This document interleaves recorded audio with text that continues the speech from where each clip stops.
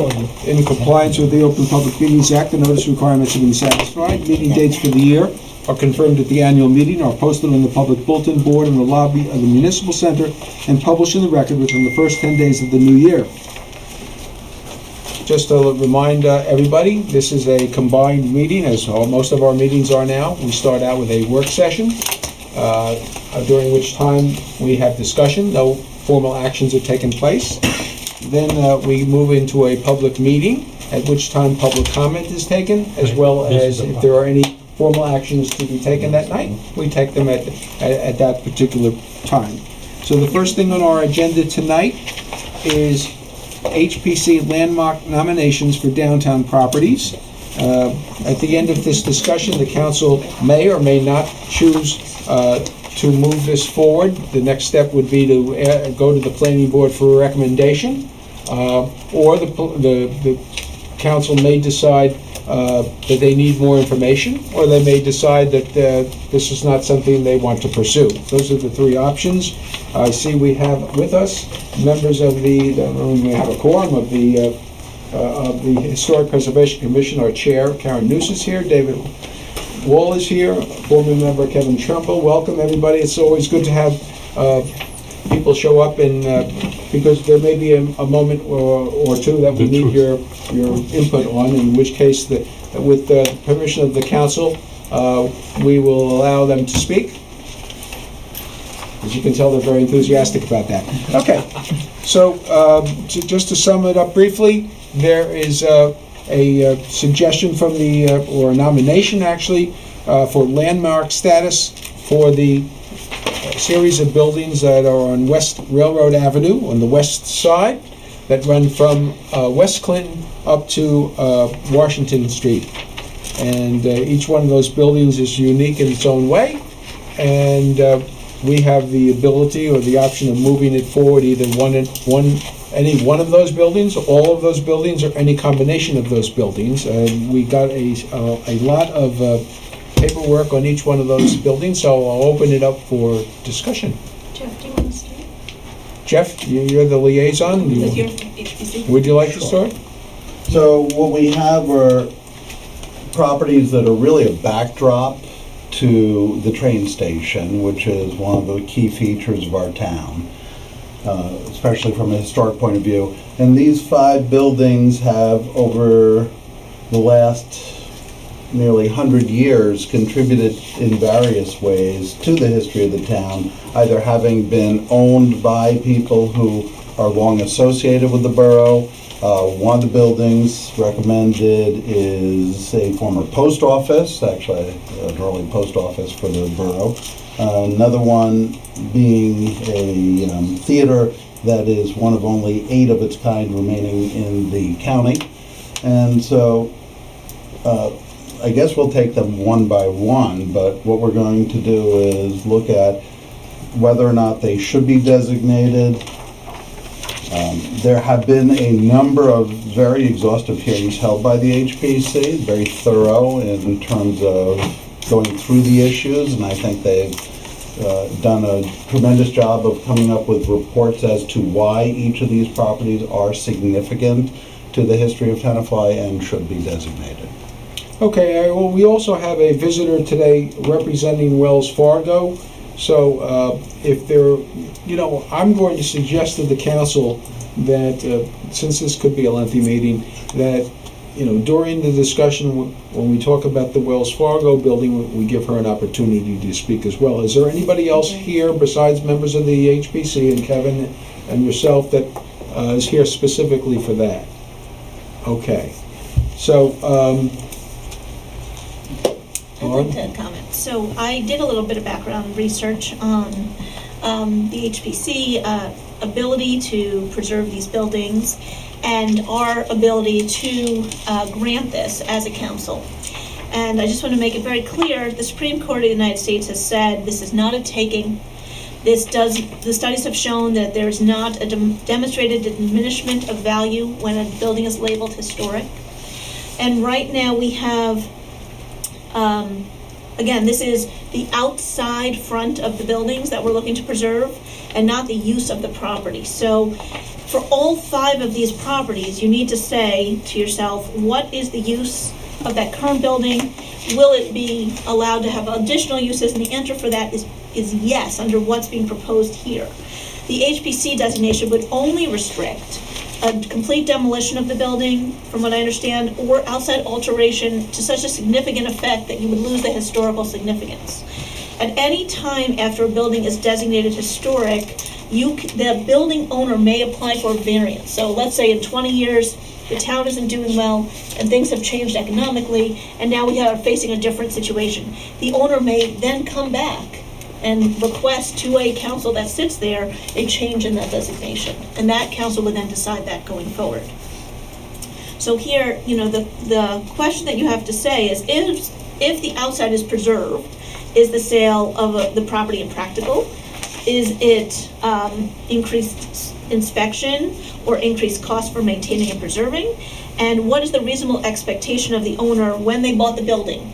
The people who are now the tenants in these buildings, or the owners, knew that these buildings have been here for, at least, I think the oldest is at least 100 years or more. Over. Yes. And so again, the owner, when buying this building, understands the nature of the look and feel of the building when they're purchasing it. And so the reasonable expectation of an owner is always taken into consideration if they knew the building was historic, or should have been known that the building was historic.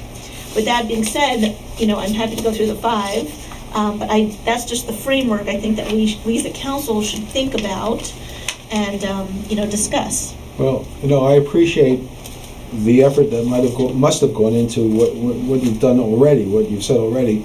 However, I would tend to disagree with a lot of what was said. First of all, I don't believe that we should assume that any of the owners of these buildings, looked upon them as potentially historic when they purchased them. They might have, but there's also, I think, a very strong possibility that they purchased them for other reasons, never assuming they were historic, never looking at them as they were historic. And, I frankly believe that a significant weight should be placed on whether an owner wants a building designated or not, because you can make a strong case for or against whether the property value is diminished by the designation, but what you can't argue about, it does constrain the owner in certain aspects. And my biggest concern is it constrains potential owners. A lot of people will not, especially commercial properties, will not look at a commercial property that has any sort of constraints at all. We're in a process now of looking at different areas for development. And look, I sit at Hyler Park, 6 or 8 nights each summer, and I never hesitate to look at that streetscape and say how wonderful it is, because each one of those buildings is unique.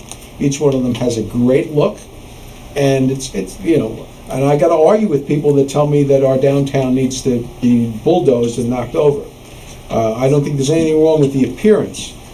However, I believe if we were to designate this block as historic, I think the chances of us ever having any sort of development on that street are basically nil. And when I say development, I think everybody at one time or another has agreed that mixed use is the way to go in a downtown of our size, which means, apartments on the second floor, as well as retail, or at least the commercial use on the first floor. And of course, a lot of that parking comes into play as well as COA. So I think there's a lot of things to look into here. I don't think it's and then the 800-pound gorilla in the room is, and we've had this argument on every time we've ever tried to, or move forward with a historic designation and application, is the building actually historic? What are the historic aspects? And I know the HPC listed a lot of things in here, and we had major discussions on Charlie Brown's, where eventually it was decided that even though historic events took place there, the building itself wasn't historic. Well, if building has a historic look to it, does that make it historic? I mean, there's no, these are the questions that we have to answer.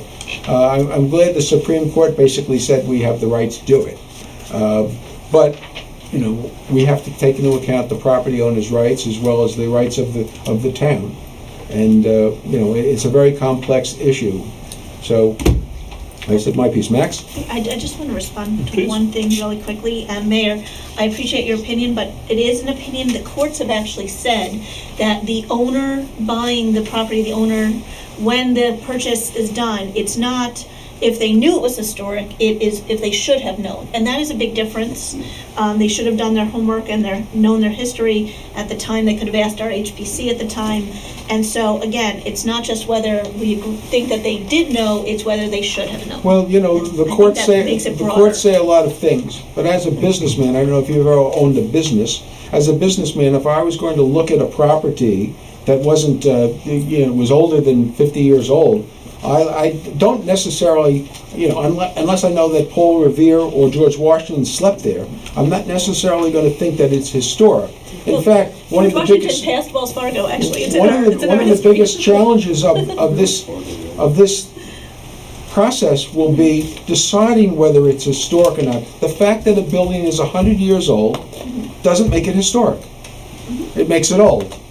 And well, you have a house, which is a great example. It's old. Some people will tell you, including you, it's historic. Other people might not think it's historic. And that's the challenge for us to decide, that's the decision we have to make. Are these buildings historic? And if they are, then are they worthy of preservation? If they're not historic, then I don't think we have the right to designate them. So, Max, please. All right. First of all, I think that the historic committee, whatever the correct name is, did a fantastic job. Lots of work, lots of documentation. Tells you how much heart they put into this, everything they do. I'm coming over here as a novice. I don't understand what is really historic, what is not. And I'm trying to look from the point of view of the town, if this is helping or not helping, what is helping, what is not helping. And this is the first time that we have a wholesale almost nomination for the downtown. And always when you have a wholesale type of nomination, you're kind of trying to understand if every single one it's really historic or so.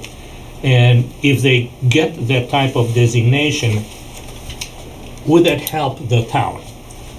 So I spend a lot of time trying to understand, looking at that and trying to say, if I am the owner of the building, am I going to be hurt? Am I going to be all right? And stuff like that. And I went through every single one there, and I'm going to tell you my opinion.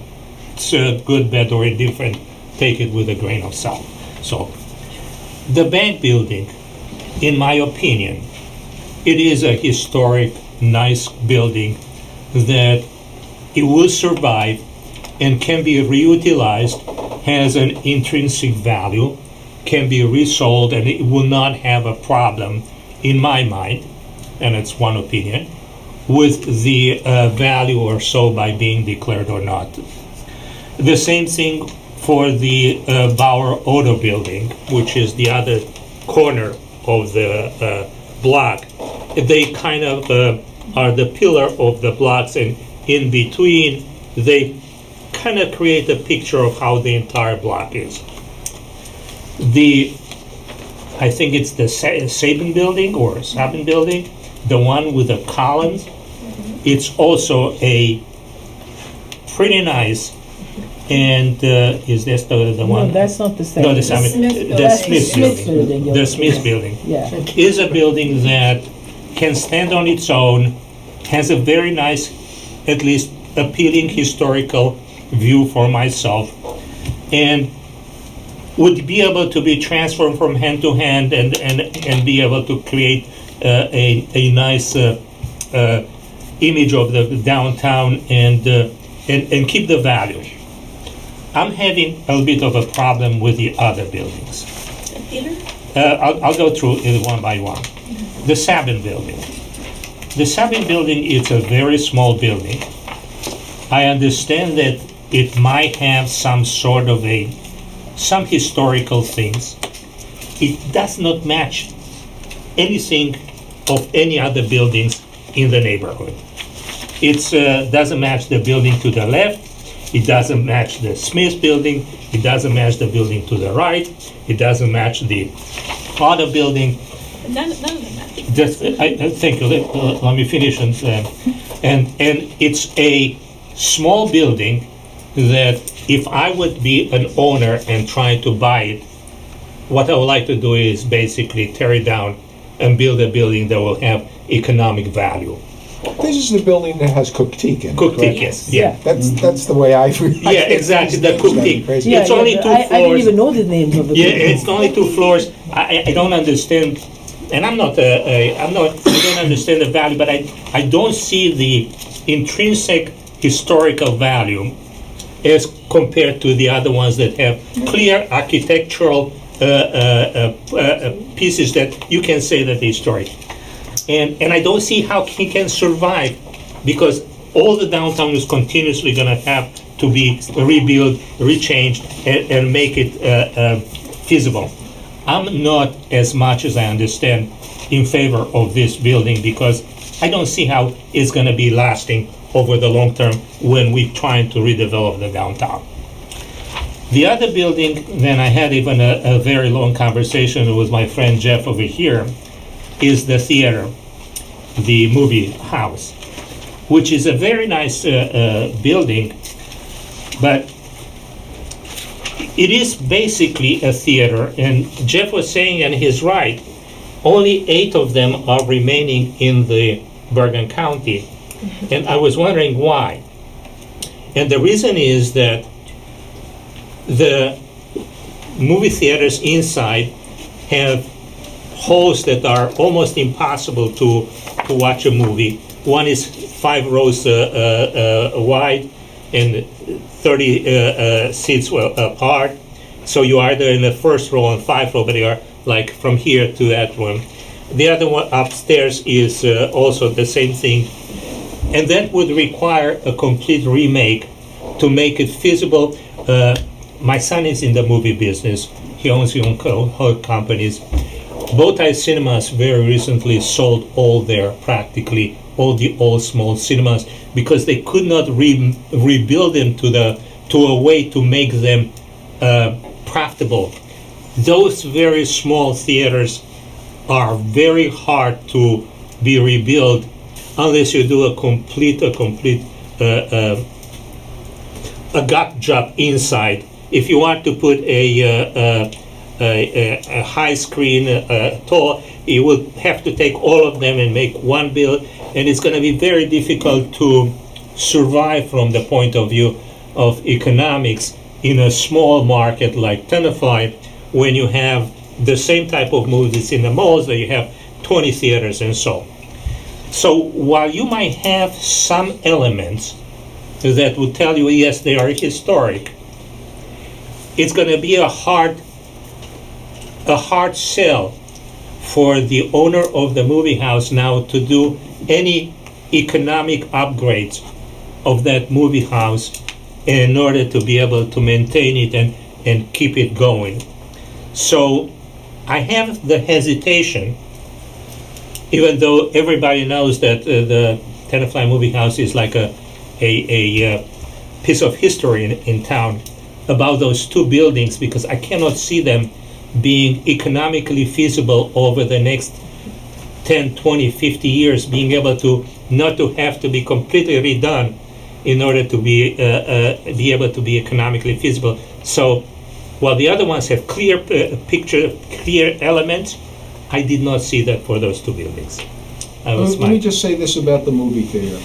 You're 100% correct. The reason there's only 8 of them, and I thought that was a high number to be honest with you, is because one-screen cinemas are not economically viable anymore. Now they did turn this into, I don't know if there's 4 or 5 screens there now, but I mean, I'm very pleased to get the sense, having met with the owners maybe a year or 2 ago when the rumor was that the building was for sale, that they have invested a significant amount of money in that property to keep it going. and they seem very pleased with, what they're producing. That said, should they ever decide to get, that the business is no longer economically working for them, the question is, what can go into that building other than that type of business, and who's, if they can't make a movie Exactly. theater feasible, well, could it be a playhouse? Well, because now it's 5 screens, I think it's constrained a bit.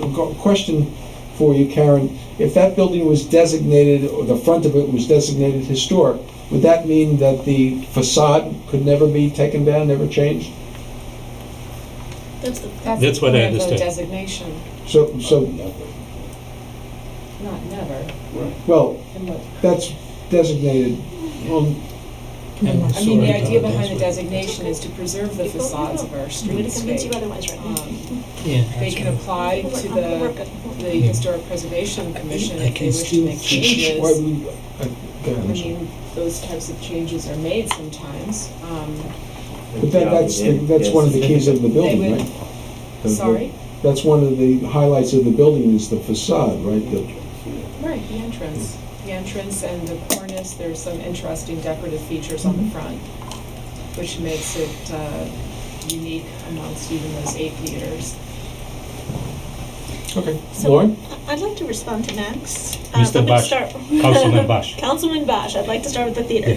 It's So- Max when you agree with him. Yes, right. Councilman Bosch. Exactly. That's all right. That's all right. We have good disagreements. When you historically designate the theater, let's say hypothetically we did, the only thing that has to remain is the front facade. If somebody wanted to demolish in the back and build it or reformat to new movie theaters, they can. They can also apply to build backwards if the borough would allow it, which would take up where the garbages are right now. That is always a possibility they can build back. But I will also say 2 things. One, I think it's an incredibly unique thing to have in your town, a theater. I go there with my children regardless of if it's a high-tech or not. It's so convenient. People like to walk into town, they like to go to the restaurants nearby. It's a huge sell for our economic restaurants as well. So by taking the theater out, now no one has a reason to come here on a Saturday night. And they're going to go to Westwood or Ridgewood or other places where there's a movie theater.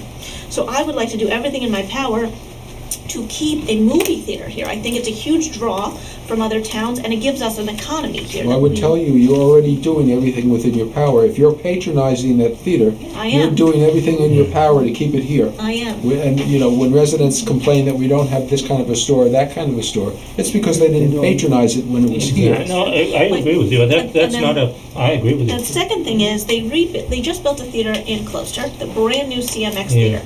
There are 5 rows only for each of those theaters. If you go there, there's this. Those are dinner They're service. not. It's not dinner, but it's stadium seating. But you can do that in Tenafly if someone wanted to invest in it. So technically, if CMX came over to us and said we want to do it in the theater, the front facade designation does not prevent them from creating a brand new high-tech movie experience exactly as CMX, but it has this beautiful old charming facade that you walk through and it's an experience. You go to the movies, it's kind of a throwback.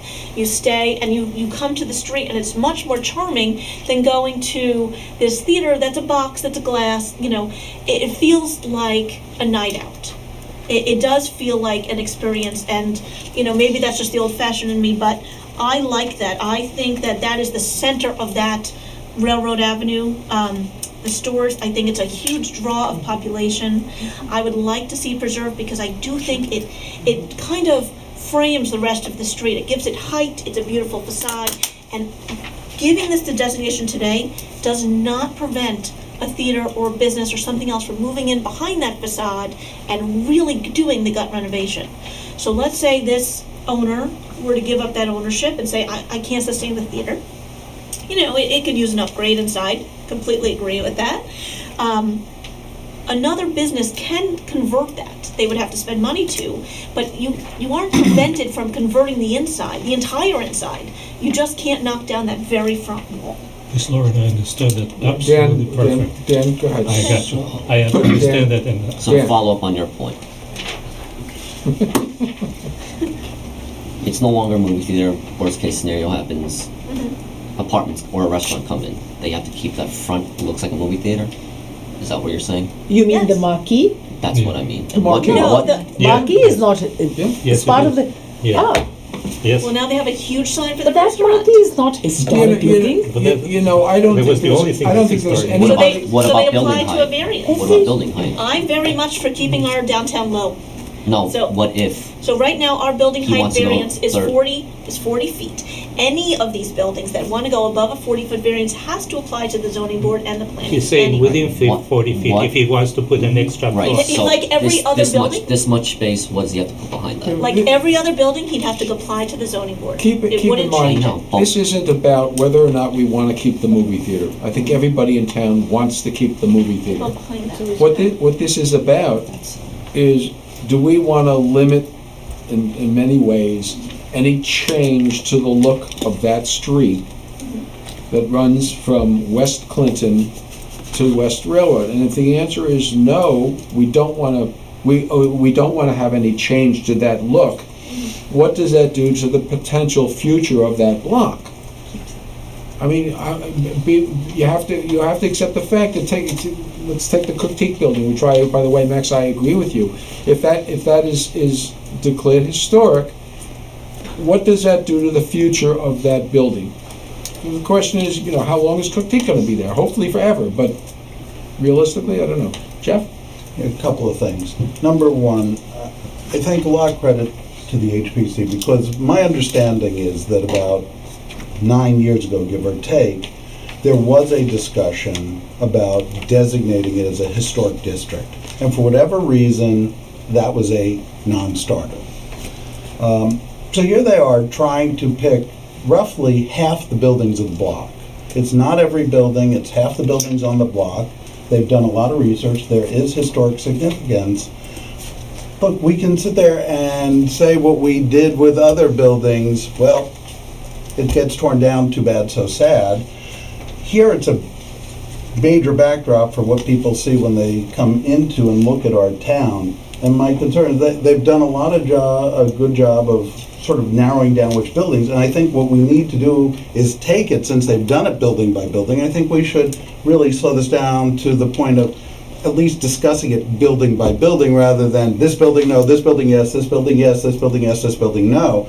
Look at it, each one. Look, through history, modern history, buildings have been repurposed thousands of different ways. Look at how many firehouses from the late 1800s, early 1900s there are out there that were turned into gas stations, inns, restaurants. And I'm sure at some point someone would have said, how can you take a firehouse and do that? And those buildings were repurposed and have been preserved and are gorgeous additions to landscapes. Here we're talking about a movie theater. I think I'd like to hear the HPC weigh in when there are questions raised about, well, what about the marquee? I'm looking at a picture from 1920, give or take, of the movie theater that's online. There is no marquee at that point, but it's clearly a movie theater. It's a beautiful theater next to the building with the columns. And I think we need to at least, building by building, look at its value, discuss it, look at what their reports say, and then weigh it. Here we are trying to determine whether or not the building can be repurposed in the future. I think buildings can be. The question really is, are these buildings historic significance that we want to look at? And we're jumping pretty fast. Well, this is a pretty big deal. Mhm. Okay, and I think we've basically done an overview, and I think you're saying it's time to get into the nuts and bolts, which is Yes. which is fine. So may I suggest that we follow Jeff's idea and start with the Bauer Odo building, but I think we also need to, not only for our own benefit, but for the benefit of the audience, identify it in a manner that people will understand exactly what building we're talking about, and that is the corner building on Washington and West Clinton. Currently, there's a, the pictures of Well, Michael. Washington and West West Railroad. Railroad. West Railroad. The building is a 3-story building with apartments on the 2nd and 3rd floor, although I believe there's some offices up there as well, because I think Weichert has some offices up there. On the 1st floor, you've got a cleaners, you've got a new deli / bakery, the corner store, which used to be in another lifetime a coffee shop, is now a gift, well, it says Michael Gift, but I It's believe mint. Mint. It's Mint. It's a secondhand store. Vintage. High-end. Vintage. Vintage clothing. Vintage clothing. And down on the Smartest. down at the end of the end of the property is the Weichert Realty, and I believe I know I've only been upstairs once, and if I recall correctly, and anybody says I'm wrong, please tell me. The stairway was one of those stairways that. The stairway should have been declared historic because you would never build a stairway up there. Very narrow and very windy. And I know they now have an elevator in that building. I'm not sure if it serves all of the apartments or not.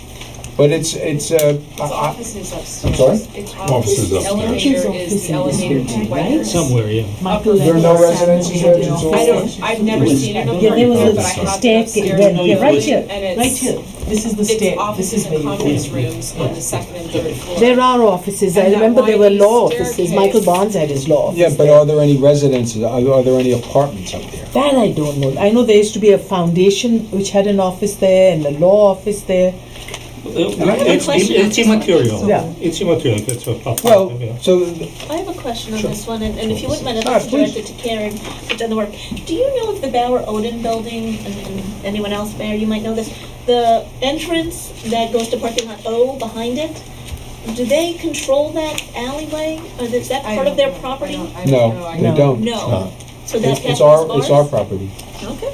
Well, what I didn't know if the that was councilwoman is within this. referring to is there is an alleyway, Yeah. a walkway at the south end of this property, between that and what the building that Very houses smelly. Lazaro's. Lazarus. Then you can take that walkway, if you make a left and then a right turn, you can end up in apartment, parking lot O. Oh, And Lauren insists it's a hidden treasure, it's not so hidden, you just have to look hard. and very smelly too. Well, yes, it can be. Well, it depends what goes on in the back there. So I think there's a very good picture, although Mint is not there, it's Michael Gift, Yeah. but there's a very good picture of what the building kind of looks like today. And once again, if you designate the facade, you're really limiting what the building, I think what you can do with the building. Now, obviously, you can get variances, you can do all this, but the purpose of our designation process is to keep this the way it is. This is a very charming building. I really wouldn't want somebody to come and build huge glass fronts and destroy the look. I think this is really a very nice building. Well, it's a nice building, charming. It's funny, you used every word but historic. Well, I also think it's been maintained very well over the Yeah, years, that you can probably. see the detailing, which I yeah, think Yeah. is I love nice. that thing on the windows. Just from the point of organization, is anybody suggesting that we're going to vote on a building by building? We're going to vote as a lot. What's the procedure that you want to follow? Well, I would suggest Building that by we make recommendations to the planning board and hear back from how they feel about it. And we can do that on a building by building Okay. basis. Now, the planning board may come back to you and say, I think it should be all or nothing. Or they may come back and say, we agree with your designation of 4 of your 5 properties, the 5th property we disagree with. But I think we should leave our options open at this time, unless everybody feels strongly one way or the other. No, No, I I think think that that's should be better. building by building. Building by I building have makes a more sense. procedural question. If the planning board comes back and says, yes or no, and we have a different take on that, It's a recommendation. We are overrule. we are the We can final. we are the overrule. final Final. arbiters. The final arbiter. Okay. All But right. you never lose track of what the planning board is charged with, and that's long-term planning, where they take it very, when I say they take it very seriously, I don't mean everybody at the table is serious. It's they do for planning for the borough what the HPC does for the historic aspect, and I would suggest put strong weight on it, but once again, we're not constrained by that. All right. So, are we ready to vote on this building? Anybody, well, first of all, we can go around, no formal actions are taken tonight. At the end of this exercise, assuming it ever ends, we will basically decide, do we want to continue the discussion, or do we want to send our thoughts to the planning board? I have a question. Do we know what the owners of each building feels about this? Well, the question is, they were all noticed, correct? They were all noticed properly. Some of them attended our hearings, and I will tell you that the owners of I'll say the Cookteak building to make it easy. The owners of the Cookteak building and the owners of the building with the white pillars that we call the apothecary. Yeah, apothecary used to be. They support the designation. In fact, the owners of the Sabin building were extremely enthusiastic That's the about it. Cookteak building. The Cookteak building, rather. I say the Sabins because that's actually the name of the family that has owned it for 100 years. I mean, you were mentioned earlier that you were concerned about people not knowing it was historic when they purchased it or what have you, but in the case of both of these buildings, they're owned by the families that have owned them for upwards of 50 to 100 years, and they're quite proud of their buildings. In fact, I was going to say that the owner of the Cookteak building said he fully supported the designation, and he said, what's good for Tenafly is good for our family. We're very proud of this building. We'd like to see it stand for another 100 years. We don't have any intention of selling it. Even their next generation has gone into the real estate management business. The owners of the building, the apothecary building, have just recently done some extra work on their own without being asked to, I might add, and without the designation, to restore the original look of the tops of the pillars, the capitals, which have icanthus leaves. And those have been sort of, I don't know if they were covered up or broken off or glommed up with paint or something, but they spent time and money to restore those to their original appearance. So they both support the designation. We did not ever hear from the owner of the Bauer Auto building, which is the building that Weichert inhabits. And of course, we did hear from Wells Fargo and from the owner of the bank building. Both of those owners do not support the designation. The bank building is Wells Fargo, right? That's right. The theater. The bank building and the theater, I meant to say. The theater people own the building, correct? Is that correct? That's what I believe, and I mean, it's in the documentation, I just don't have the name right off the top of my head because they sent their attorney, and their attorney brought their historic expert, and it was interesting in that case because the historic expert argued against the validity of the history, but it was basically, the glass half full, half empty kind of argument, because he didn't disagree with the facts of the history. He just said it didn't. You can go You know, to an minutes of our meeting. historical designation. And once again, just to make it clear, in my mind, if not anybody else's, we're talking about the facade, the front of the buildings, correct? We're not talking about the buildings in total. We're talking just about the front. Our present historic preservation ordinance does not control the interior. It controls the outside. It speaks to the outside of the building, except in the case of a building like the railroad station, where Well, no, it but does. in this case, are we talking just about the front of the building, or we're talking about all four walls and the roof? Most of those buildings don't have four walls that are exposed. In the case of the bank building, it's the two sides of the facades, which, theirs is a corner building, so. As is the other one. Well, no, but for example, We're avoiding the one that answer. the one that really got me was Cookteak. Yeah. Because as much as I love the front of the building, there's a picture here of the back of the building. Which is a disaster. And I said to myself, I would probably try and strangle anybody that says, keep this facade Yeah. without changing it. Absolutely. Because so my question is, That's not the facade. no, this is the back of the back. building. The That's why I question asked her, are we is, talking it's all about? around, But or what just I'm one hearing, side? what I'm hearing is we're talking about The walls. The the historical. walls that are exposed. Let me make a point. Right now, our historic preservation ordinance specifically says that a designation covers all four walls, covers the facade or as seen from the street. So depending on the house and the exposure, it does affect, say, the rear of the house as it's viewed by the neighbors. In the case of these downtown buildings, it depends on how you choose to write the ordinance.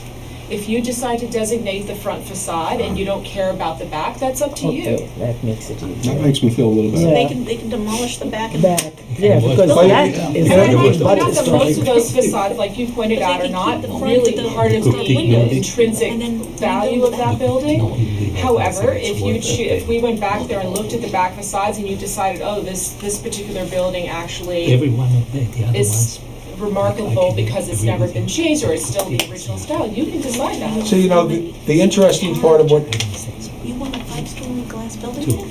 the interesting part of what Karen's comments were from the owners of Critique is what's good for Tenafly is good for us.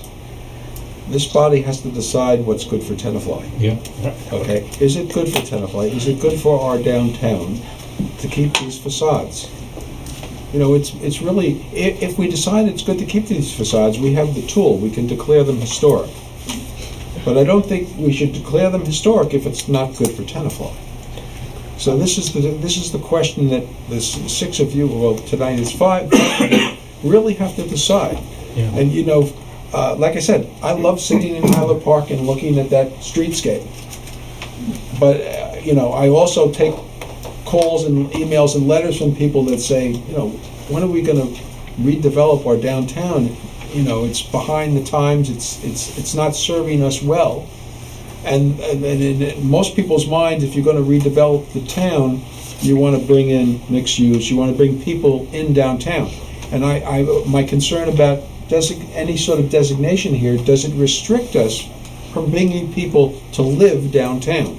Well, Mayor, though, you gotta look, though, at some of the other places that have been redeveloped. I mean, look at Cliffside Park.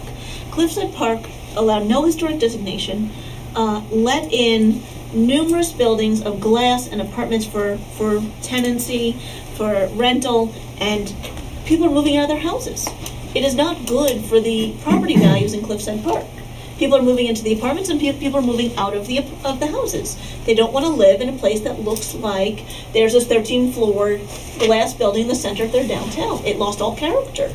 And I've spoken to people who live there. Go drive through. Well, I'm not suggesting so that we if- should have any 13-story buildings in our town. And you confuse me. You But said I'm people are saying- moving out of their towns and moving into the apartments? Or No, they're just moving out of town? different.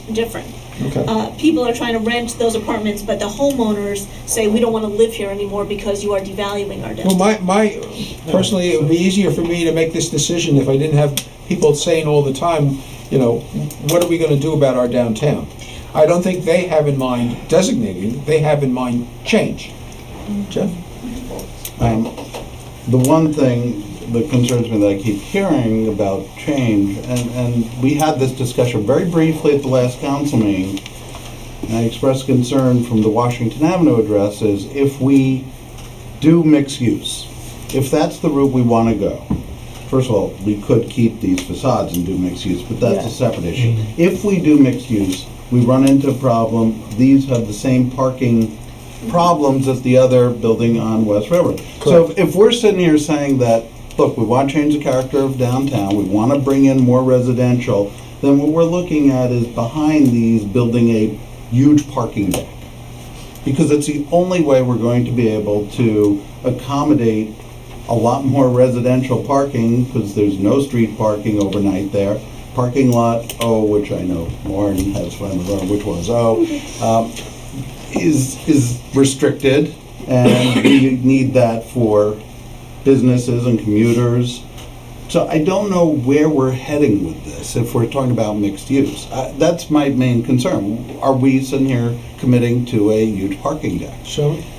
Mayor, I'm looking at it from a different point of view. When you talk about people saying, when are we going to improve the downtown and change it, I really think it all depends on the stores that are there and the traffic they bring in. Well, what attracts the Yes, stores but that I we don't want? think tearing down a building and building a glass and concrete, beautiful, brand new structure necessarily will bring in the traffic you're looking for, bring in the people, just because the building is there. I mean, Yeah, the only- there's no Maybe- guarantee. Maybe you ought to switch architects. Nobody said that we have to build anything that's all glass and concrete. No, I'm just, For saying example, like what looks like. What was your thoughts But on I the... think, I was concerned when I read this thing earlier that it what is going to be the effect on the businesses, not so much the owners of the buildings, but as the businesses in the building, because that's really the key. Are those businesses going to flourish? Are they going to get affected by the historic designation? I actually had a conversation with our Chamber of Commerce president because I thought she would have a good handle on something. And she tells me that historic districts apparently do well in small towns because they do better because people are done with the malls, and the historic districts seem to be like like this is a nice place to go, this is kind of attractive. The question becomes, when you say a historic district I'm not talking downtown- the whole town, No, but I'm saying... I understand that, but the question becomes, is it a district that has a couple of historic buildings? Because in order to have a historic look, you almost have to build a street with an historic look. I mean, Well, maybe that's how we develop the rest of the non-historic stuff. I mean, that's how you can encourage that. Here's a historic building. We are preserving it. When you renovate this building, Mr. Owner, we'd like you to, and you can, I'm sure, That's make a historic district. I would this is how we would like the facade to look like. I mean, I've seen that happen in towns that they maintain all the facades to look nice, that everything looks uniform, not uniform, but within a look. well, you have to admit this block is anything but uniform. No, it's not, but it's the Absolutely. look. It's the look. Not necessarily a bad.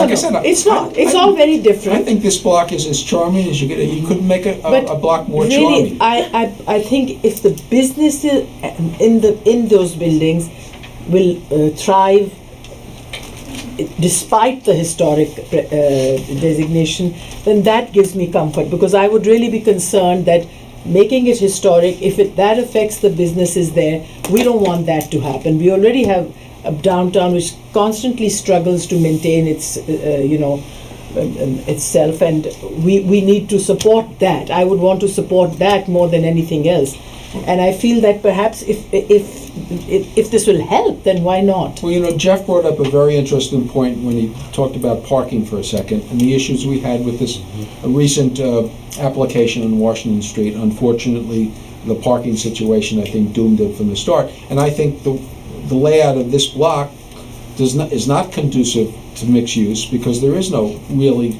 area for parking. That doesn't mean other areas of the town can't do it. So, what do we do with this particular block? And one of the things we could do is, before we make any sort of a decision, ask the planning board for how they feel about it. They may look at it totally different. They may agree with some of the things we're talking about. I mean, the sense I'm getting from Lauren and from Max and Shama and Jeff, Dan really hasn't weighed in on it too much yet, is that, there are buildings here that we'd like to save.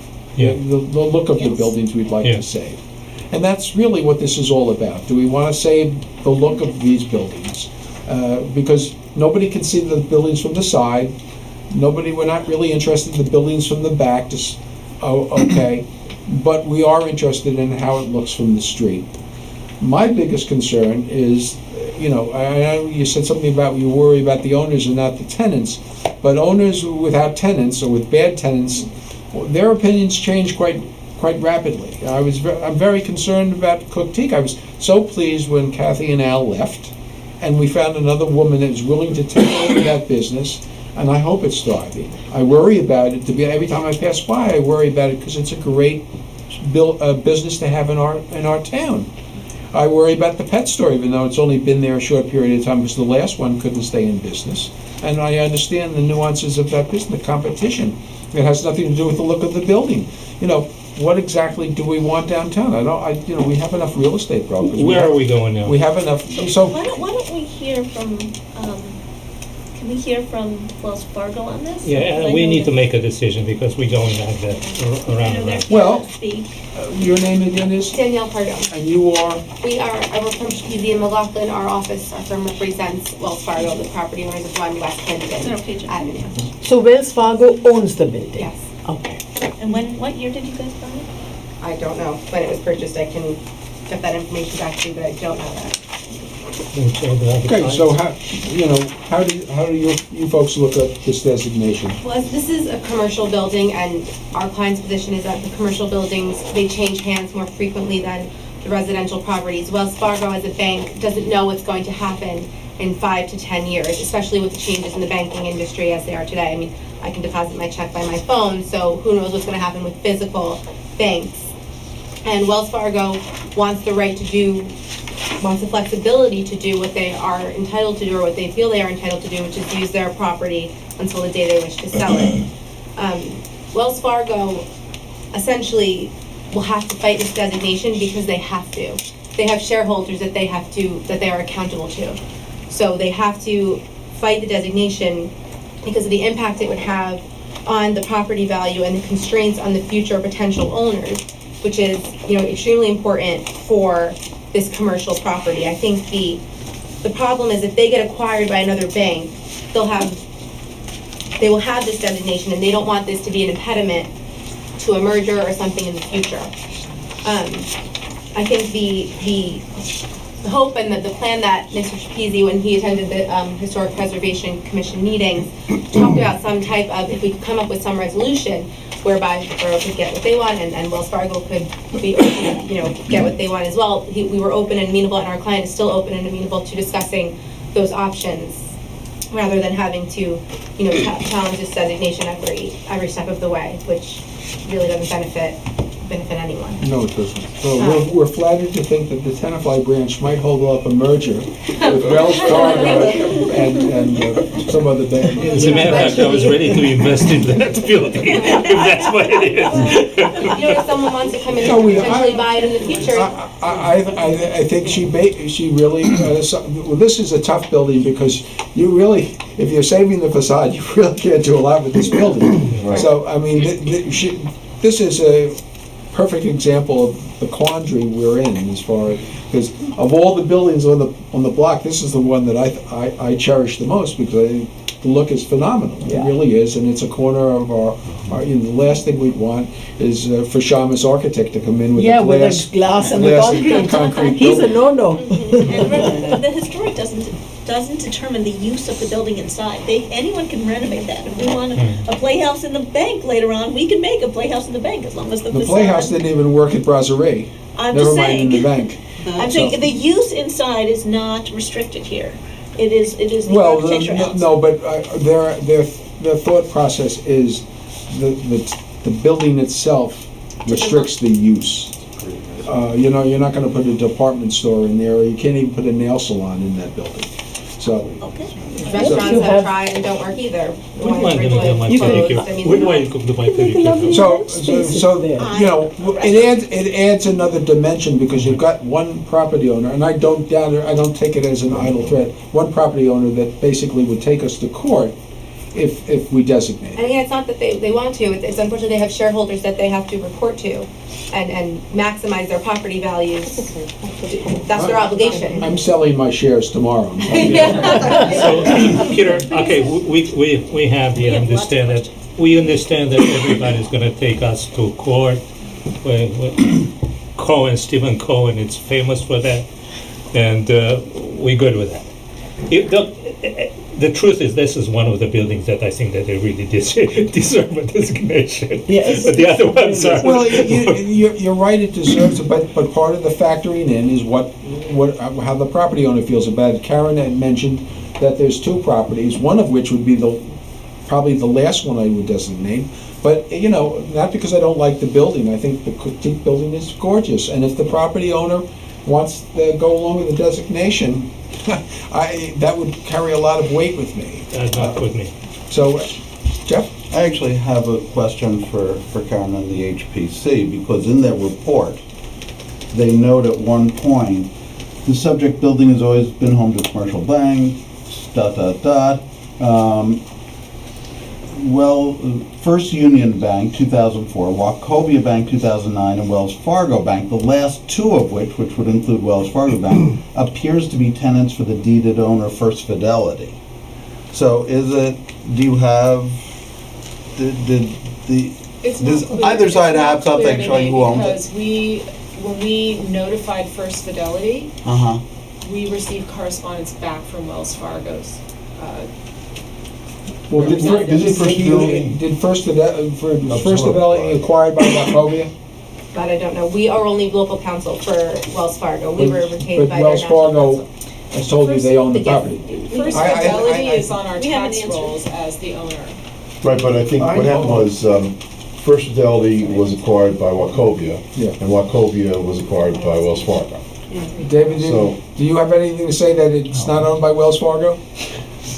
The tax assessor might have something to say about it.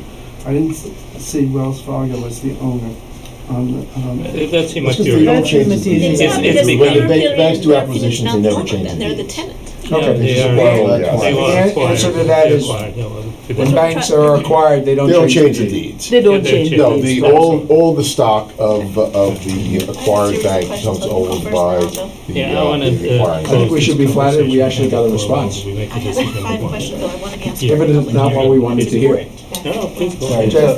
So the other thing, because I want to clarify who owns it and if there's tenancy, I just want to know then from the bank's point of view, how that jives with what I was reading on the bank's website from Christy Horton, head of Wells Fargo's corporate archives, talking about a restoration project, says that this is a different project, but says that that project is a natural extension of Wells Fargo's commitment to preserve banking history and the histories of the communities it serves.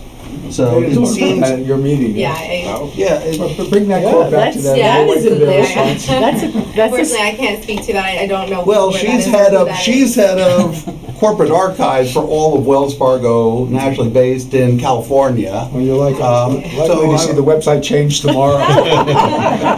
Yeah, but the hearing's today, If there's a so. merger. I can't Well, speak I to mean, personally, I would like to think Wells Fargo would embrace this designation because it represents their company well. It shows their commitment to the communities they're in. But they don't. This is a relatively small piece of their banking empire, and they would get much more positive PR out of it than trying to fight it. Yeah. Well, All right. I want to. No, Lauren, no, go ahead because we want to start Okay. closing this stuff. Yeah, I'd like So I to have some close the questions. discussion. I have some questions for the attorney, though, that should be brought up in a public hearing. Were there any studies here done on any restrictions to this building? What do you mean by that? So you are saying, you're coming in here and saying that the use is being restricted, the ability to sell it, it constrains future owners, and it constrains a possible potential merger. So was there any studies done by Wells Fargo on any of this? She's another lawyer. Yeah, okay. I'm not referring to the use, I'm saying in terms of the designation. So in terms of a sale, any studies Correct. done? If they need to sell it to someone else that needs to use it for something else and change the facade of the building, as you said, I think before, they'd have to come back and get a variance, and it restricts the future owner's use of the property. Did you do any studies on this? There's been no studies that I'm aware of, no. Do you know who David Abramson is? I think he was a potential architect that was spoken, I think they spoke with him early on in the process. Did he provide a report to Wells Fargo? I'd have to check, I don't know. If so, we'd like to see a copy of that. David Abramson? Yes. Yes. Okay, here's what I'd like to do now. She has a few more questions. Yeah, because there was an adjournment at an HPC hearing to bring in him, actually on, I think, September 7th of last year. There was a request for an adjournment to bring him in as an expert on historic property. If they wanted, if we wanted to retain an expert and ultimately not use them, that, that would be our right to do that, and it would be an attorney-client privilege and communication. Here's what I'd like, first of all, folks, this is not a hearing, okay? I understand that. This is basically a discussion. But I want the. So at this particular point in time, I'd like to close the discussion. I'll go around the table once, and I'd like each one of you to give me a sense of what you want to do at this point. Now, we can continue this discussion. If we need additional information, such as I think all of us would want to be reassured as to the exact ownership of each of these properties, which we could get from the assessor or the tax office. And in the case of First Fidelity, since First Fidelity was owned by Wachovia, which is now owned by Wells Fargo, I think we'd be assured that Wells Fargo owns that property. If you folks want to go ahead and just send this over to the planning board and let them discuss it. Hopefully, I have to sit through it again. Jeff, we have to sit through it again. But hopefully maybe some new ideas will come out of it. Or we can make a recommendation at this point, which I don't think we're ready to do, but you may feel differently, to the planning board. That would be the next step. Then after the planning board comes back to us, we can decide whether or not to hold a hearing, which is the really pretty much the final step towards a declaration. You go first. Shama? Yeah, I think I'm comfortable about the buildings that the owners are supporting. Where the owners have not even shown up, we need to know what they think about the process. I'm not against the historic designation, but I just want to be sure that everybody is on board. And of course, as we know, Wells Fargo is definitely going to fight us on this. Karen, can you supply to the clerk the names of the owners of each of these buildings, whether they appeared to you at the meetings, and your perception as to whether they supported it or not? Absolutely, and I believe that information is in each of the final reports that we Yeah. issued. Yeah. There's a statement to that effect. It's already there. Okay. Okay, we'll look closer. And we are quite certain of who the owners are of each building because we have that information from our borough tax records. That's Okay. how we contacted Okay. them initially. We'll put that together in a little simpler form. Okay. Max, please. Okay, I'll have a little bit of a different opinion than Shama. I'm not so sure. Councilwoman. Councilman Hyder. Yeah. Because we are now. Now we are. Yeah, that's right. So, I really, to tell the truth, I'm not so impressed by what the owner of the building liked it or not like it. The threats of litigations I hear 150 times a day. We know that we're going to win this because the Supreme Court said we can do it. So I'm not worried about that, and I'm not worried that the lawyers are going to spend money for a company knowing that they're going to lose. So that's another thing. So I'm not. As a matter of fact, I'm also not inclined to declare historic a building because the owner wants to declare it historic. I don't believe that it's really historic.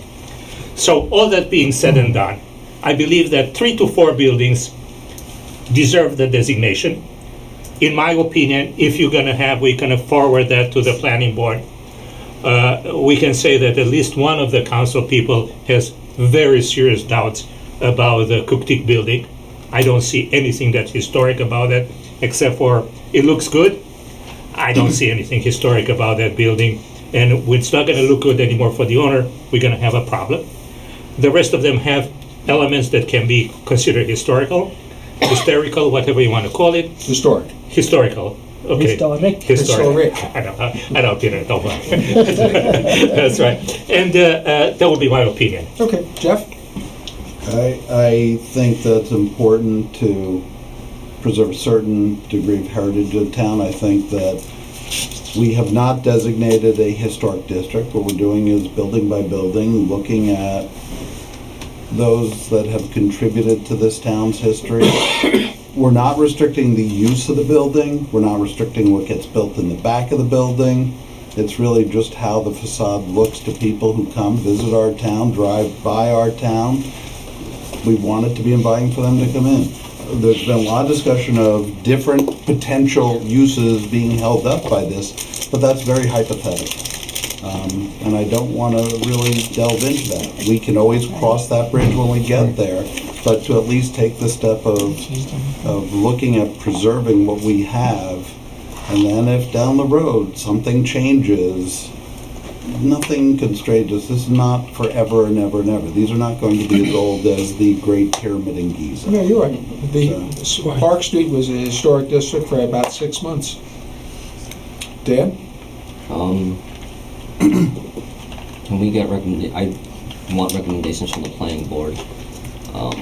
If all went historic, and how that trickles down to the rest of the downtown. Okay, reasonable question. Lauren? I would designate all 5 today.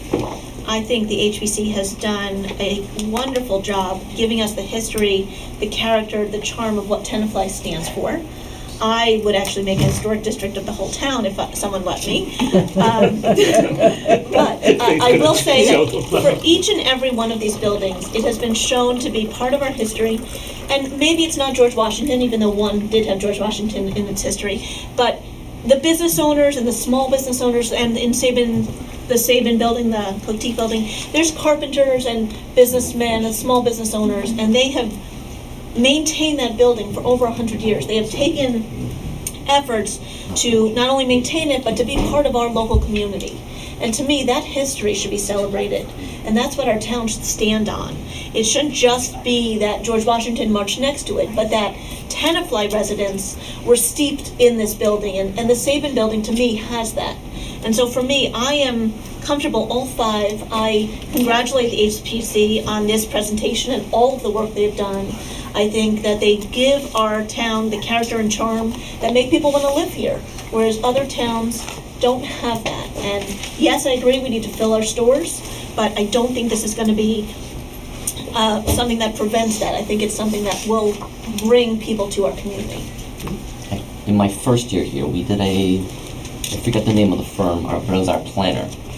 They did a study on South Summit when we were looking at that area, and I think that redevelopment map consisted of the entire downtown. If we can relook at that, see the effects of this on that. Okay.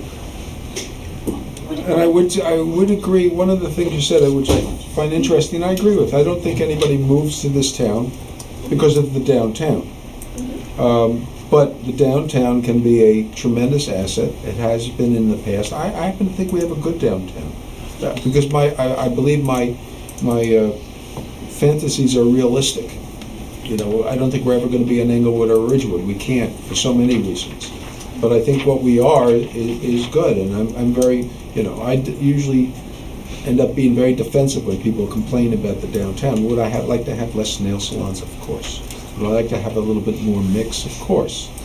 But economics play a role. In many cases, we can't determine the economics. You know, I think we certainly need to redevelop that, for lack of a better term, strip mall by the post office, between the post office and South Summit. Okay, but that's certainly not worth saving. No.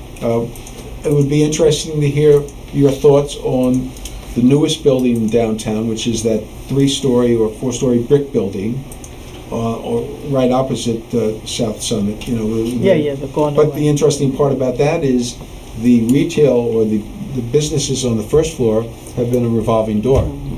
Okay, so that's not good, but that's not the fault of that building. And the question becomes, you know, I remember I often thought, boy, it would be nice to save that old house that was there. It had such character. Yes, that lovely old house. Huh? It was a flower shop.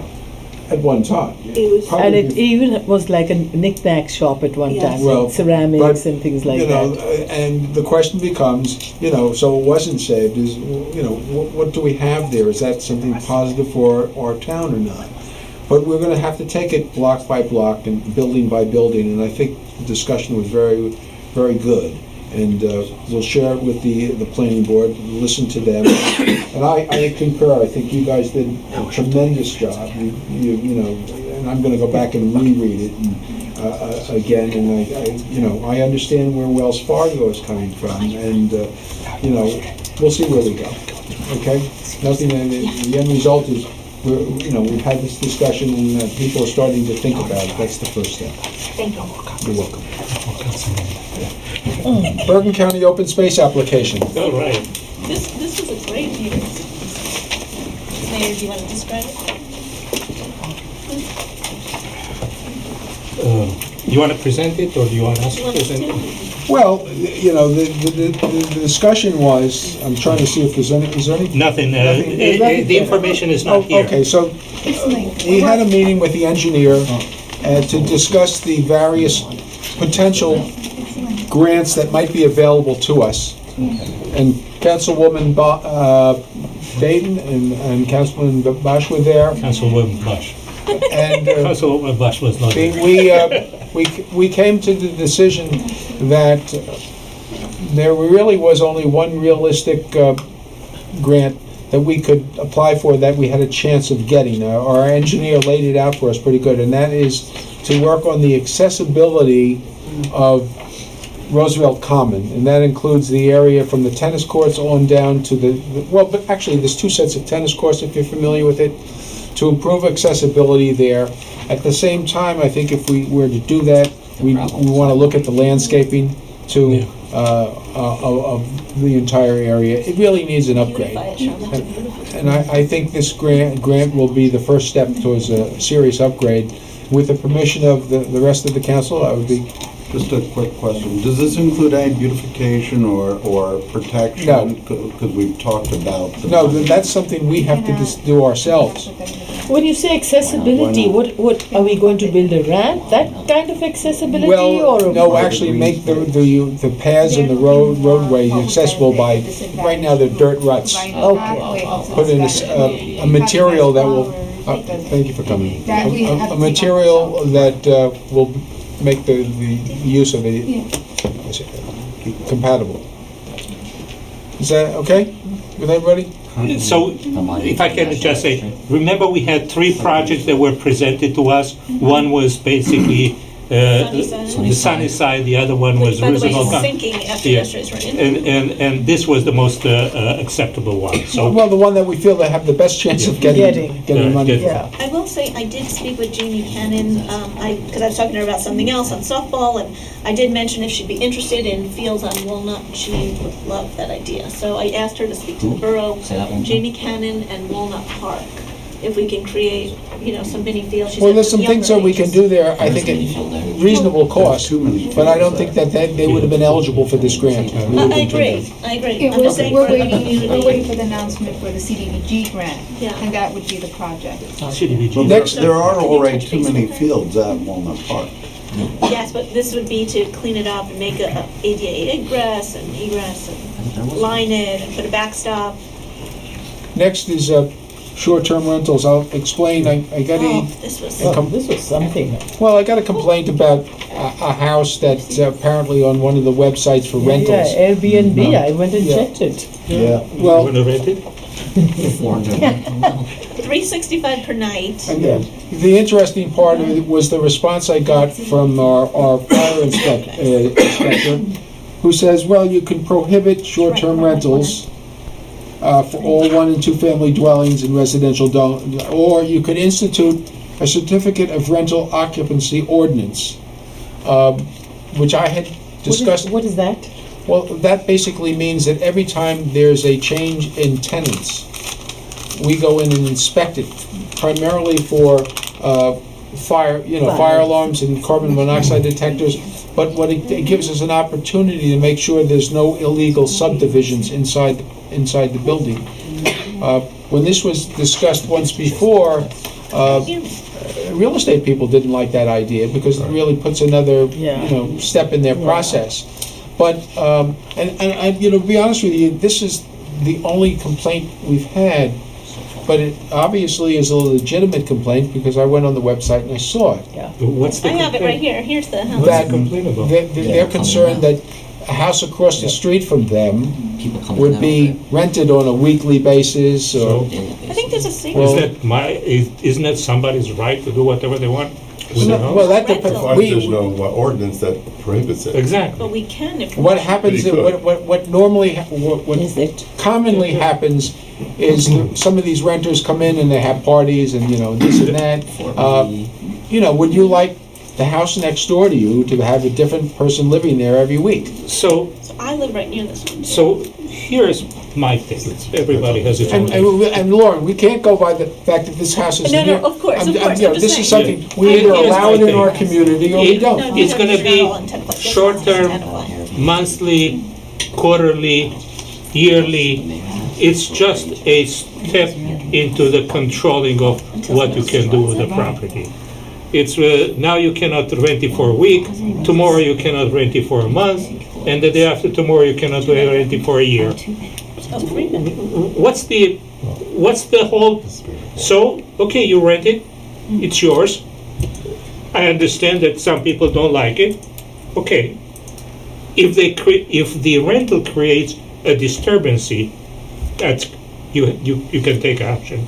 If the rental creates additional traffic, yeah, But the fact that it's listed without any detriment to either the neighborhood or to the neighbors, is just a little bit of more of a confiscation that it Well, should. the listing Okay. actually was a reasonable listing. They said no parties. Yeah, I mean. They even what's said wrong with that the property owner lives on the site, which I don't believe is accurate, looking No, at it's a the- builder and Yeah. he lives there.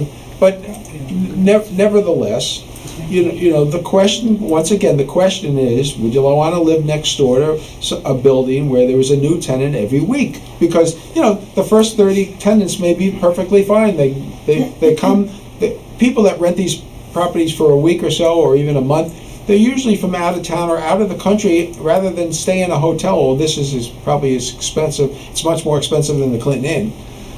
They go into the city. They either have a job or they're tourists.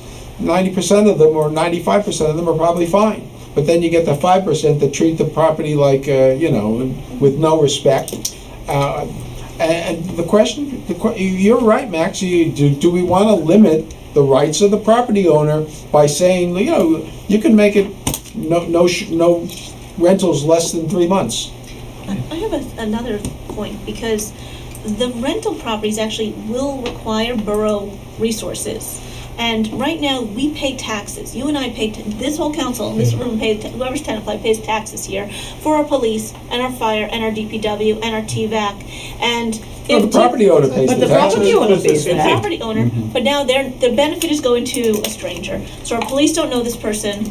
They show up, they don't know it. Somebody brings a pet in, you know, there's a fire, and we don't know to get the pet out. There's just other Sean, you miss this complications stuff, right? on I top know, of it. my God, man. You're going back on vacation. I just Stay think awake. that it does create an additional level of the unknown, and Absolutely. Creates on. But So- to Max's point, if I may, Mayor, if there is a disturbance, right. then the police are there for that. If there's something happening which should not be happening, I mean, we have resources to deal with that. You know what, the long and the short, we can let it go for now. And in 6 months or a year, if we have an issue with this or some other property, then we can I like revisit that. it and change our mind. Yeah, I like that. Has anyone spoken to this owner? Well, the owners, I'm sure the builder is doing this because he hasn't been able to sell the property. Yeah. You know, I don't know the owner personally, but he's a developer in town. Dan? Fort Lee and Closer have sample. They have ordinances like this if you want to pull them.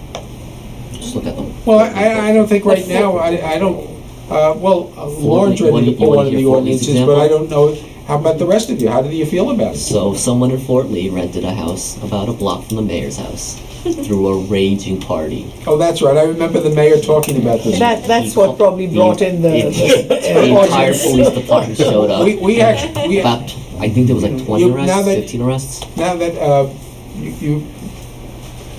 I went to a meeting that Assemblywoman Huddle had, and Mayor Sokolich from Fort Lee was there. This is maybe 2 years ago, when there were no ordinances, and Mark brought this situation up, and that was the reason why Fort Lee created this ordinance. And you know, in a bigger town, you have much, and especially one that's that close to the city, there's probably a lot more potential for these rentals. I'm surprised surprised to there's- hear yeah, this, especially yeah. a brand-new property, although I understand why he's doing it. Yeah. But so far, I drive up that street a lot. I've never seen anybody in that house. So to this I point. like your suggestion, Mayor. Let's watch it for 6 months, see what happens, and then revisit. Okay. I don't know how everybody else feels about I'm it. all okay with watching it. I use Airbnb anyplace. too, I go all to, the time. I go to Rome, I rent a house there. I see. I go to Paris, Yeah, I me rent too. every place. It's the greatest thing that now you can get. Well, is that's Airbnb. exactly to Lauren's point. Yeah. Do you want Max moving into you for next week? No. or a week? No, that's my point. Max, you're in trouble, That's man. what it's basically. Who brought up? Who put senior center down? Yeah. Okay. All right, so, over the last years or so, we all were looking to get basically a senior center built in order to be able to start helping the seniors. the last 3 months I worked so hard to find a solution, and I'm gonna start distributing. If you can give everybody a copy of this one. If you can give everybody a copy of this one, please. Okay. Shama, a copy of this one goes to everybody. A copy of this one goes to Is it just multiples or what? multiple different things. Or different things? Oh, wait, Life there's more is than one. No, complicated. that's the problem. Oh. Life is complicated. Okay, I hope Wait, I everybody never has. got that. You end up with two copies. 3 pages? Yeah, No. you have I only have 4 one. pages. You end up with 2 copies of the This? 8 by 7, 11 by 17. But this is Oh, well, exactly. that's mine. Okay, you have to have 2 different ones. Are they dated different or something? They- No, they're two Different different plans. They're two Different different plans. sets of plans. That's the same one you have. Yeah, different plans, we have to go through That's the this. same one, yeah. These are extras. Oh, I see. Yeah, so me here. All right, so, No, hold on. I don't have the third page. I need one of those. Thank That you. one's really all right. So we have 3 pages each? Even more, coming more for you here. two there. All right. 4. So over the last 3 months, I worked so hard with the help from a lot of people Man, you work to hard. trying to find a solution for Then there's this the page also. senior center. Yeah, 4 pages. Hold on. Where's the 4th page? you, The We have that, mayor, Mayor has you that. have We it? that, okay, too. all right. No, So 3 pages or 4? 4. There's there are 4. 2 additional small ones Two like this. small ones Well, I like just this. have this one. Yeah, okay, it's enough for you. For you, it's enough. Well, the mayor only has Bill. that one too. Here, try, you share one with Peter. This is Okay. recreation? The recreation, everything. Shama, this may put you back on the plane to. Looks like Yeah. it. Yeah, looks like it. So, okay, so here is what happened. We all want to build a new senior center, and we know that the best location for the senior center is actually the existing location. What held us back from rebuilding the existing senior center in the existing location was the fact that we don't have another location where to put the senior center while we're rebuilding that, the senior center. So what I was doing over the last 2.5 months was trying to find a place where we can put a senior center while we can rebuild the center over there. So I took a inventory of the place in town, then I went back to find out if there are any places that the town owns that we can put a senior center during that time. Even like a and- temporary. Temporary while we build the center. So I was so happy that the building department helped me and gave me plans of the city hall and gave me plans of the senior center. And you have copies of that. I didn't do copies of everything because on an 11 by 17, only part of that can be copied. Anyhow, in the senior center, in the city hall over here, we have a few facilities which are basically the McCandless room and the community room, and also the teen centers that are used only on a part-time basis. And with that one, I looked at the dimensions of those areas, took up a copy of the plan of the senior center, and find out that pretty much the areas that they have between the two of them are pretty much identical. Considering that we have this available, I went to talk to Jamie and looked over the, and you have copies of the existing plans of the actual activities that take place in the McCandless room and in the community center. And I went on a one-by-one basis, finding out which activities are taking place What are at you what. referring to as the community center? It's on your plan. The Well, that's the McCandless room? McCandless room. It's called community room. Well, that- on In the plan. plans, In it's called. 1994, it was called the community room before Okay. it was built. Yeah. On the That's- plan, that's- that's- That's the McCandless room. McCandless, the two rooms and the. There is a divider that can be put up. I think this is No, the no, divider. there is a, yeah. So the area, the divider is always in place over there between the two of them. Right. But And it it's can always, be moved. yeah. Okay, so considering that, I went in and spoke with Jamie about all the activities that take place at, in the McCandless room, and, and we looked at every single one of them, how many people are, and what are used and what is not used. I put the numbers in, and to make a long story short, after we did that, I took those plans and all the numbers, and I went to the senior center and I talked to Becky. And we sat down, we looked over the plans, look at this space, and then I said, here are the areas where there are activities, here are how many people there are, stuff like that. That's a typical plan. And can you, if you are, need to be able to share the space in those mechanicals room, and in the morning we can even use the teen center because the teen center only opens at 3:30 in the afternoon. So we can also use the teen center and do the activities you have for the senior center, and on a temporary basis you can use those facilities till we can rebuild a place where you are right now. And the answer was a resounding yes. Of course I can, and we can talk about this. The only problem that we have overall was a 2 weeks camp that takes place every summer. And we have 3 camps, one at the middle school, one camp that is in mom school, and one camp here for 2 weeks that uses both areas of the mechanicals room. That can be moved in another school just for 2 weeks during that part, and then we can have absolutely no problem in basically sharing those rooms between the senior center and the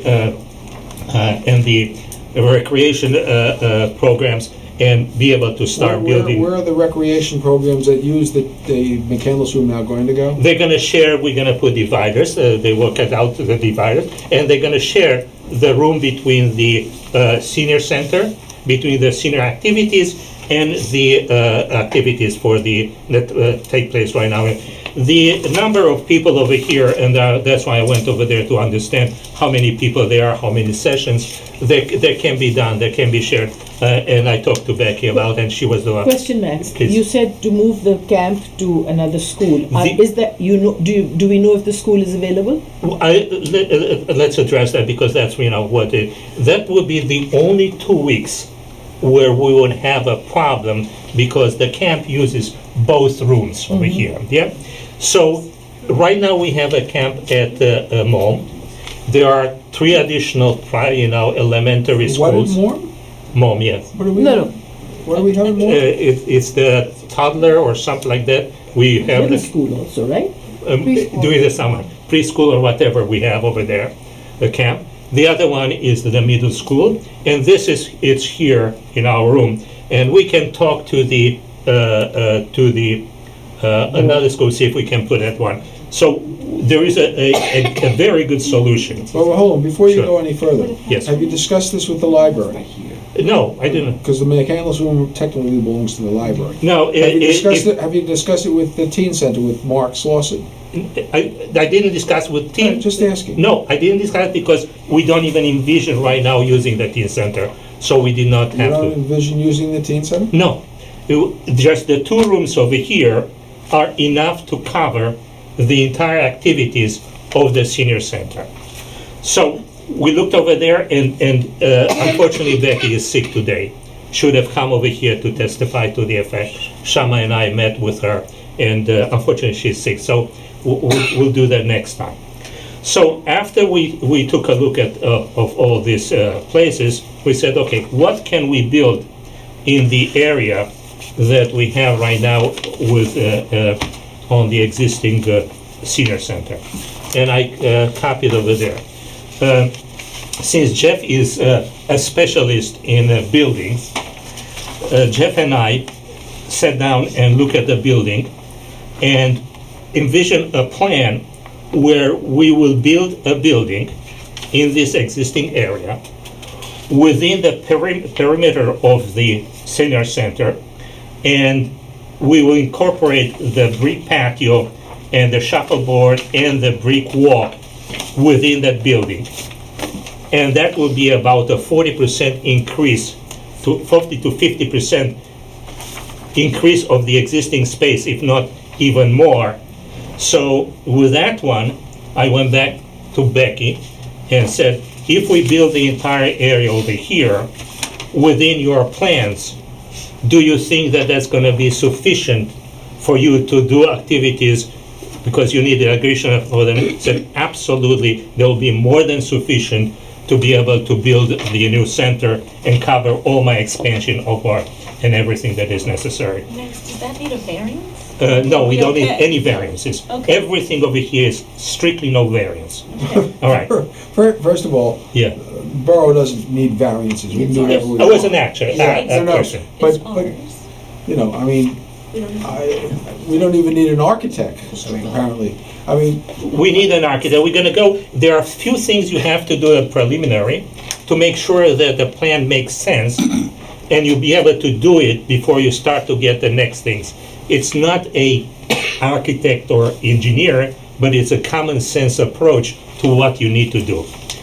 So, since Jeff had a lot of experience in zoning and parking lots and stuff like that, we kind of approximate that the additional spaces that will get under the building if we build it and we start building it will be about 12 to 15, allowing for a elevator shaft, allowing for well, stairs. hold on a second. allowing- You're yes, talking please. about putting parking underneath the building? Yes, yes, to get additional, because what we are thinking to do is how to make and build this building without any cost to the borough.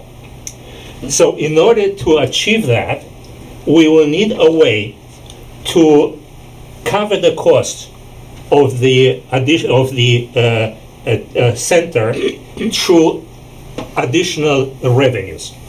So if we build a building up one floor and we build on top of that one floor or two floors depending upon the height of apartments that we can sell, the cost and the revenue we get from these apartments will cover the cost of the building of the senior center, so will be a no additional cost to the town to build this center. We don't have a housing authority. Sorry? We don't run apartments.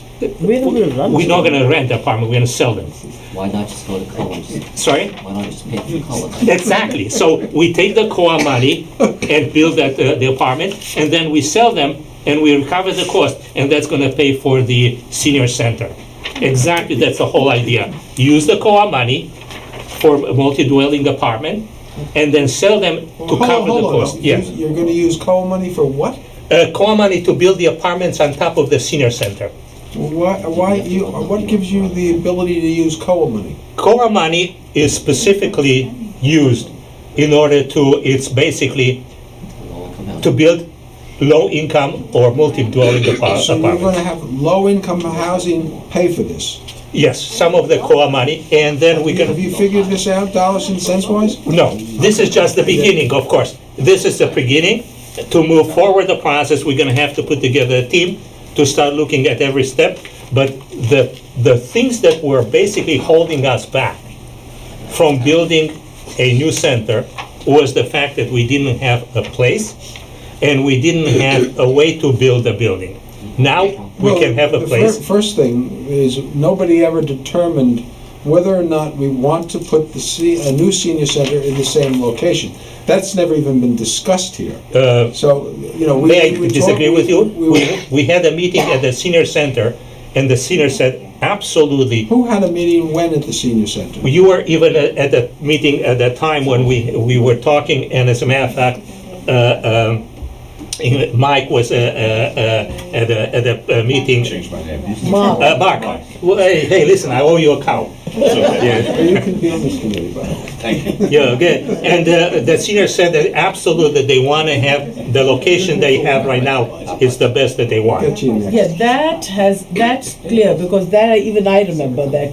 Yeah. One thing the seniors do not, remember there were rumors in town that it was going to be moved to the swim club, and there was I wonder where absolutely, those rumors came from. I don't know, but you know, once the thing shut down, yeah, that I do know, that they were very adamant that they didn't want to Yeah. move forward. So, Well, may I suggest that we don't spend a lot of time on this, on this at this particular point in time? If the council is interested in pursuing this, We can very easily form a committee and let the committee do some Yeah, work. but the idea is to present what we want to do, So, and then form a committee to advance it and start looking at Well, this. once I think it's a very again, good idea. when you say Form the present committee. something that we want to do, Yeah, I don't know what "we" is. we'll find out. Very simple. Who thinks that that's a good idea? Should we go around? Yeah, Can we sure, go around? absolutely. Yes, I'm absolutely in favor of considering all options Well, for I the believe senior we should center. consider all options too, because And it goes form well that beyond committee. consideration. We should form that committee, look into the ideas Max has suggested and see if it's viable and what is Because I know viable. one of the things I've heard from the seniors numerous times is they don't want to have a senior center on the second floor. They No. want to have it on a first floor. No, I talked to Becky and I talked to, they don't mind having the senior center on the first floor. What they don't want, and they were adamant, they don't want senior housing on top of the building because they don't want the seniors to park in their But senior they want center. affordable housing on top of it. They don't care whatever is on top of that as long as I they, find that very hard to believe. well, you know. things Is this are- something that can be looked into? Well, Mia? no, I'm not suggesting, think- but, you know, Not raising enough money. it's one, We have to look into every Yeah, aspect. every I think it's worth forming Huh? that committee If you and pay- looking into the it. co-op pays for it and we sell it. Of course it's gonna pay for it. Let's No, let's that's how it start works. looking into it at We own the least, you know. property. We own, yeah. Wait, I don't understand how it works. I mean, Okay. I can't figure it out. So are we gonna form? We own the property. Yeah, It's your turn. We know Max is for it. You need buildings, Well, you can't just I call agree with Shama. I mean, there's There's a certain. very little, the entire thing. Yeah. we need to look at all the options. yeah, If we need a new senior center, which we badly need. I'm being told we badly need, that should be part of the look, is, you know, what are the needs? actually, there's more of a sense of need at this table than there is at the senior center. They would like more space. There's no question about it. The building is, you know, seen its, well beyond its useful life. Look, All right, there's nothing so wrong. if we can do pursue- need, there's a then lot I of- agree we should There's a lot of explore the issues in options. what was presented tonight that I think need to be explored. I think it's a good concept to start looking at. We don't know what the investigation will lead to, but we've got to start somewhere. I have to tell you, when I was running for this position, I spoke to a lot of seniors who asked to have some renovation or revitalization to the senior No, center. there's no question I about heard it. that across the board when I spoke to the community there. When last we discussed this, we were trying to figure out a way where perhaps we could build a new senior center across the street. And Max is correct, one of the reasons we couldn't consider the same location is because what are you gonna do with the senior center? Yeah. Because it's probably gonna be probably 2 years Yeah, in construction. I'm not confident that the McCandless Room is the answer because of all the use that the McCandless Room gets currently. You know, you know, it's nice to put them there, but what are you going to do what's there now? And I don't believe we should minimize all of the activities that are there, Sure. but we can look into it. But that's, at least it's an option to begin. I agree. I use the mechanical room with my children, but at the same time, I know there's so many good senior activities, so we would need some good coordinated yeah, effort. exactly. I would be interested in forming the committee, Yeah. and so I'd move on that. Yeah. Dan, you're up. Well, once again, a committee Or is not whatever going to it have is. more than 3 members of the governing body on it. So you guys decide who wants to be on the committee. Yeah, Shama I'd and I, like we to are be- the I'd like to representative for the be, senior. since I'm the liaison Yeah. with the senior Yeah. center, I would like to be on the committee. Yeah. All right, so pick one more council person and, So you know how, That's, Lauren has you know asked how to be open on space it. has restrictions? Sorry? You know how open space has restrictions when you buy property? Community development block grants might, and we put a lot of that money in there, so it might restrict you from changing it through there. Let's see. Okay, all right, good. okay. Next administrator's report. Okay. And we don't have a housing authority. Was it good presentation? Very thorough. Okay. Where is, okay, update. Administrator, you are the administrator, maybe. Yes, well, but Jewel prepared the report and just letting you know that certain things that have transpired, during her absence are on the radar and will be listed for the May 1st meeting. That include the Public Works Commission, giving an update on the Resco Park. We'll be meeting with Ed Confair next Friday and his plan's already about 90% complete to go out to bid, a shade tree management plan, and an update on executing the capital projects once we adopt the budget tonight, we adopt our bond ordinance tonight, and after the estoppel period, what are the next steps? And then there are closed session materials that will also be discussed on May 1st. Can I add to this, to be discussed? Because I sent you an email, the teen center, the renovations and the plan for that. Can we get That will be part of the, plan? That'll be part of that will be that. part of it, yes. Okay. We just, like I said, we can't do anything until the estoppel period is complete. Right. And from my end, let my harassment begin, file your financial disclosure forms, I did it. is due, I don't know Be if you shaman. did. Online, right? Michelle, Yes, it's I'll do online. it. I'll come and It's do it. due April 30th. What if we made a mistake? Plenty of time. I won't be here April 30th to remind you, so you're on your own from this Plenty of point on. time. Okay. And Max had brought up that the seniors were looking for an easier way to access the senior center homepage, I wanted to congratulate you. and it was taken care of during one of the snowstorms, and there's just one click to do so. Yeah. Yeah, if you have to go to the back, and it was fantastic.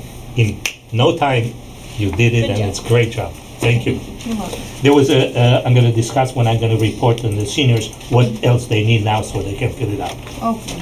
Oh, Is that it?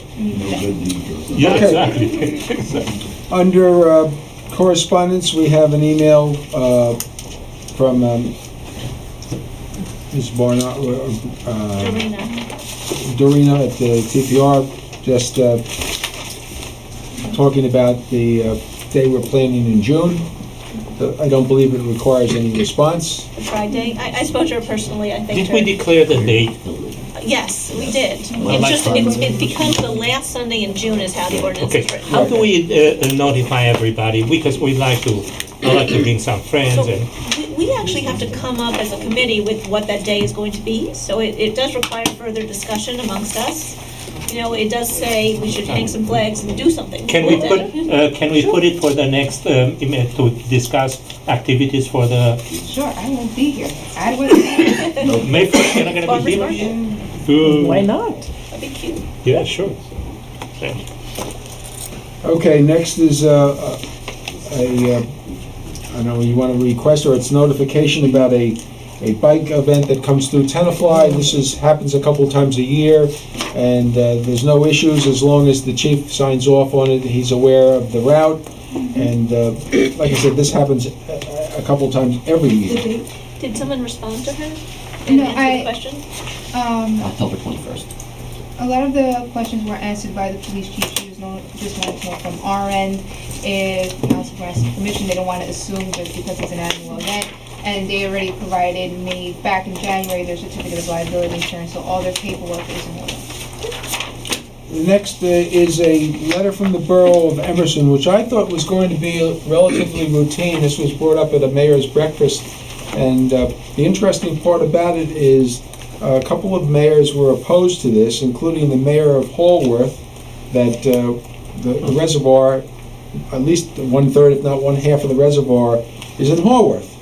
And he opposes this. The mayor of Closter also opposes it for interesting reasons. They're worried about the security of the water system, which I think is legitimate. If you have the public wandering around the reservoir, also concerned about where cars would park, because if it's a 16-mile loop.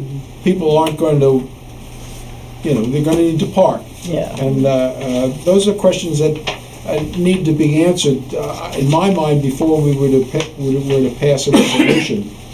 So. But we're not really involved in that. We are kind of. Well, they're asking for us to support it. This would be a county park, so they're asking us to support it because the county needs a little push. Yeah. So, but then the questions that were raised are really legitimate. If it's a county where you park, I think that becomes really legitimate. So I Is this think our drinking water? Is Is Oradell, isn't Yeah. that our drinking water? So Yeah. I, No, we are, Yes, it is. yeah. Yes, it's our drinking water. it's our drinking water. Yes. Yep. So, Lisette, Notice. maybe a response to Oradell, to Emerson would be, there are some unanswered questions such as security of the water system and where the cars would park. And what kind of a facilities are they looking to create over there? Well, in my mind, it's simply a park where there'd be a track around the But reservoir. Are they gonna put like a asphalt track or? No, just like a bike and a walking path. And what are they, the bike and the walking path, are they gonna be dirt? What is gonna be the, Well, once Isn't there again, now? I think I there's a don't path know. now.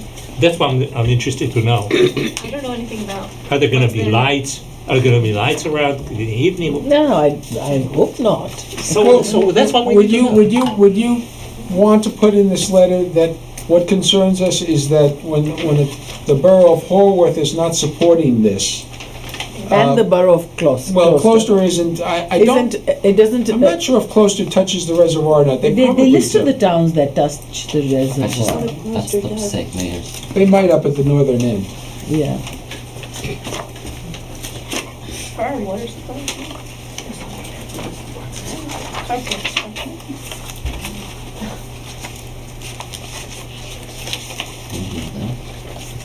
Closter, Emerson, Harrington Park, Harworth, Oradell, and Rivervale.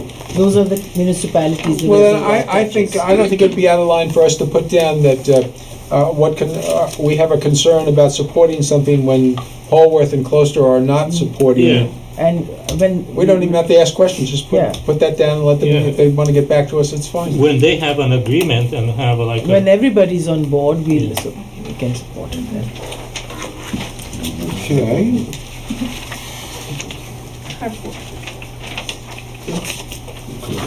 This there. Are you on the board, the zoning board? It didn't come before. The letter of denial specifically says. Okay, Marion County. next is a letter from them. This is Scala, who's here tonight. They made a request for a temporary carport on their driveway at 88 Sussex. It was denied by the building department because the building department cannot approve such a structure, a temporary structure. So upon the denial, they have the opportunity to appeal to the mayor and council, and that's what they're doing tonight. They're appealing this. I spoke with Mrs. Scala earlier in the day, and I told her that I personally cannot support this. As much as I hate to say no to a resident, my concern is the history of the property. There's been a significant number of garage sales on the property that have been created the neighbors have complained about it over the years. Having driven by the property lately, it's really not well maintained. There's stuff all over the driveway. That's been rectified. Well, it wasn't yesterday when I went by. If you pass by right now. The history of the property leads me to believe that this would not be well received by the neighbors. And to me, that's very, very important. The request was for 6 months, a carport, and the pictures that I saw of the carport lead me to believe that it's 17 by, it's 10 by 17. I understand that, but it's made out of what? Vinyl. Yeah, so you can see through it, right? No. No? All right. And it has a zipper on it and everything, a door on it and everything. Yeah. It's 10 by 17. So it's really up to you Do folks. we have pictures? Yes, have the mayor has the pictures, and he has also photocopy pictures too, Right. that I took actually of what it do you looked have a like. garage over there? Yes, I do. So, why do you need the Unfortunately, the carport? garage is filled up at the moment. I'm in the process of packing up and moving out of Tenafly. After 50 years of living here, I'm moving out with my husband. After my mom passed away, we're moving out, okay? Unfortunately, we can't afford the taxes. That's the reason why, Yeah. that we're moving out of Tenafly. So, we need a place to put our stuff while we're packing up. Right now, you walk in my house and you don't know where to sit. So this is a storage, it's gonna be used It as would be storage? storage, it would be Why storage don't you in, hire a pod? am I allowed to do that? I mean, everybody's Pod. telling me, oh, you can't do this, you can't do that, that's why. That will be a Pod is- temporary, that will be a Pod's fine. temporary structure Right. that we know that we approve for 5 months. Right, what I have, 3 or the 6. carport Yeah. would be, is temporary. It wouldn't be, it's not a structure that you could, they could take down in 20 minutes or so. I don't like to be like in a contradictory with a Right. tenant, with a resident. Right, But if you want to, for storage, one of those Pods. Right, pods that you principal. would be something that we approve for 3 to 6 months. We know that that's only temporary. Right. And there will be a but different. isn't that considered a major structure though? No, it's a No. rental pod. It's a It's rental a pod rental movable storage. specifically for move rather than Because for. the carport, you're going to store things in the car. Uh-huh. What is like a car? It makes no Yeah. sense to me if you're moving out, why you would need a carport. That's right. It just That's makes why no sense to a me. pod, You're not a keeping pod it would be. apart. People I'm not keeping people a get car pods there. or temporary structures if they're renovating the house and they need to empty out a house. But if you're moving and emptying out the house, just move it out. Okay. All right. The problem is, there's been a contradiction, okay? They want to have, they've been told that they have to get rid of the stuff on their driveway and all over the place, right? And so, what they want to do is solve the problem by putting everything in there, but it's you're all being the people are No, being it's not. contradictory. It's time to get rid of the stuff. A pod actually would be a benefit to you What's in because the it's what's in the waterproof. garage now? All the stuff that we're saving to move to the move. new house. So you'd put this That's in what the I'm trying to pod. say, that all the stuff we're, It would protect it a lot better too, because of the vinyl siding, if there's weather, if there's rain, if there's moisture, mold, But they would a pod they would still need permission from the Yeah. mayor and council Yes. for a pod. Yeah, but that But will we be know a. the pod is definitely a temporary And structure. first of all, Yes. there's no guarantee that they're gonna move on December 31st. That's- Okay, they're asking for, right now, we're looking at August or. they're or asking this- for 6 months. You wanna give them permission to put a pod on on the side or the back of the house on the driveway, not in the How front. much do we normally give permission? We for give a them pod? permission We for the usually pod. give 3 months. 3 months with with an a- opportunity Opportunity. to extend it So for 3 that's months. Yeah, a pod would Let's be do that. I think that'll be a reasonable solution. But I think we also ought to make it perfectly clear, because they got a warning today from code enforcement about cleaning up all their stuff. Right, but that's the problem that we were having. All the stuff that was on the driveway That goes was in the just, But the stuff. problem is, Right. at some point in time, you need to get rid of stuff. We are. Okay, we are. it's We not our are. responsibility. Peter, Peter, Peter. Yeah, that's not our business. Resolve the That's problem. not our business, man. That's not our Right, business. right. That was We the got- purpose. We just need It's the. not, everybody, the. They have No, a no, that's pod fine. and they The have- pod is the answer. If they have a Okay. liter in the house, that's a Code different enforcement story. doesn't The code realize that. enforcement And is then in 3 terrible. months, if we're finding So something, then we'll we'll give them discuss that. permission to have a pod, For 3 as months. long as it's behind, not in the front yard. No, Yeah. the They back, it usually would be are on the the back, front it yard. would No, even no, be they're put on the in back back. patio. We put it on the No, you patio. gotta put it in the driveway. In the driveway, okay, That's fine. fine, that's where this was gonna Yeah, go. right, it was gonna go right in I front of would the just garage. suggest that we Yeah, put it's some true, they sort can't of do a that. limit on how many feet from the neighbor's property that. Well, Oh, the it's on their if it's driveway. on the driveway, it's It's on the fine. driveway. It's right in the driveway, nothing more, nothing less. I mean, our That's a neighbor, very new neighbors that narrow just moved in, point of the kind of property. encroached Yeah. upon our property a bit, and we never said All anything. right, let's move on. So, are we Okay. okay? So we are You saying got 3 months permission on. to put a pod. Okay, for 3 months? And then Now, you renew it? can I renew it if I'm In still? 3 months, you can ask Yes, for a For another renewal. 3 Three Oh, months. months, another 3 okay. months, that's But what after we that, do. that's it. Right, yeah, so Right, right. more or less 6 months, but if we, Yeah. And Yeah. they're gonna be talking to you about your cats. right, that'll They be need to be rectified registered. tomorrow. That'll be rectified Okay. tomorrow. All right. Very No, good. no, I'm saying moving company. Any questions? Okay. Yeah, Wait, we got the HPC Yes. and the railroad station. So, I actually met with Karen, which generated this email, at the Cafe Angelique, to discuss the interior of Angelique. It had a roof leak and some other additional issues. Mainly, they're outlined very nicely in this, very detailed email from Karen, from the HPC.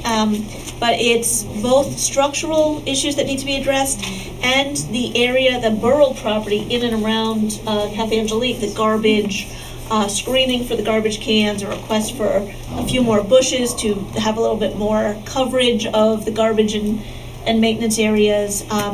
The last 2 points is the outdoor electrical outlet. Right now, they're running cable through one of the walls, which is not the best thing. We definitely don't want to fire at Cafe Angelique. There's a request for an outdoor electrical outlet.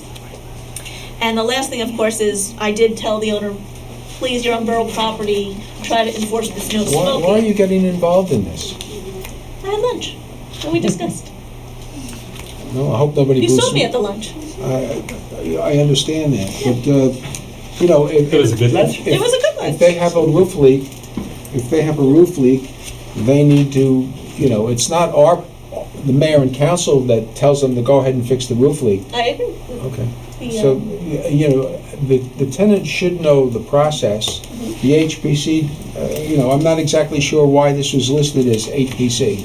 So the You're not on the HPC? I'm not, but I did have a meeting with the HPC president, Karen, and the tenant had said they had contacted the borough numerous times and nobody could find the source of the roof leak, which was a concern, so we did raise it. They did discuss it with us, and we said we'd look into it and follow up. And from what I understand... Do you know who they spoke to about the roof leak? Yes, myself and Karen. No. No, You said they they said- contacted the I'm gonna borough. You might know. I recall they said the building department in a The chat building. way, and that the building department sent people over, they said more than once, twice maybe, and they couldn't find the source of the building leak. But there is a leak. Oh, there's definitely a leak, and so coincidentally, I had also, the HBC had moved last year, had resolved to hold yearly inspections of the building, Okay. and we just happened to have that inspection yesterday. We didn't have a chance. It essentially yielded the same information, but we actually crawled into the crawl space above the attic, which is above the dining room, because yesterday was a perfect day because of the rain. And it's Well, coming that's what you're looking in, at. there are two, there's an inspection report, I can tell you as much as you want to hear now, but the water's coming in around the flashing of the two small chimneys. This should be brought to the attention of the administrator, the borough administrator, it doesn't have to come to a public meeting. And then, Lauren, you can do this as well as the tenant or as well as Karen.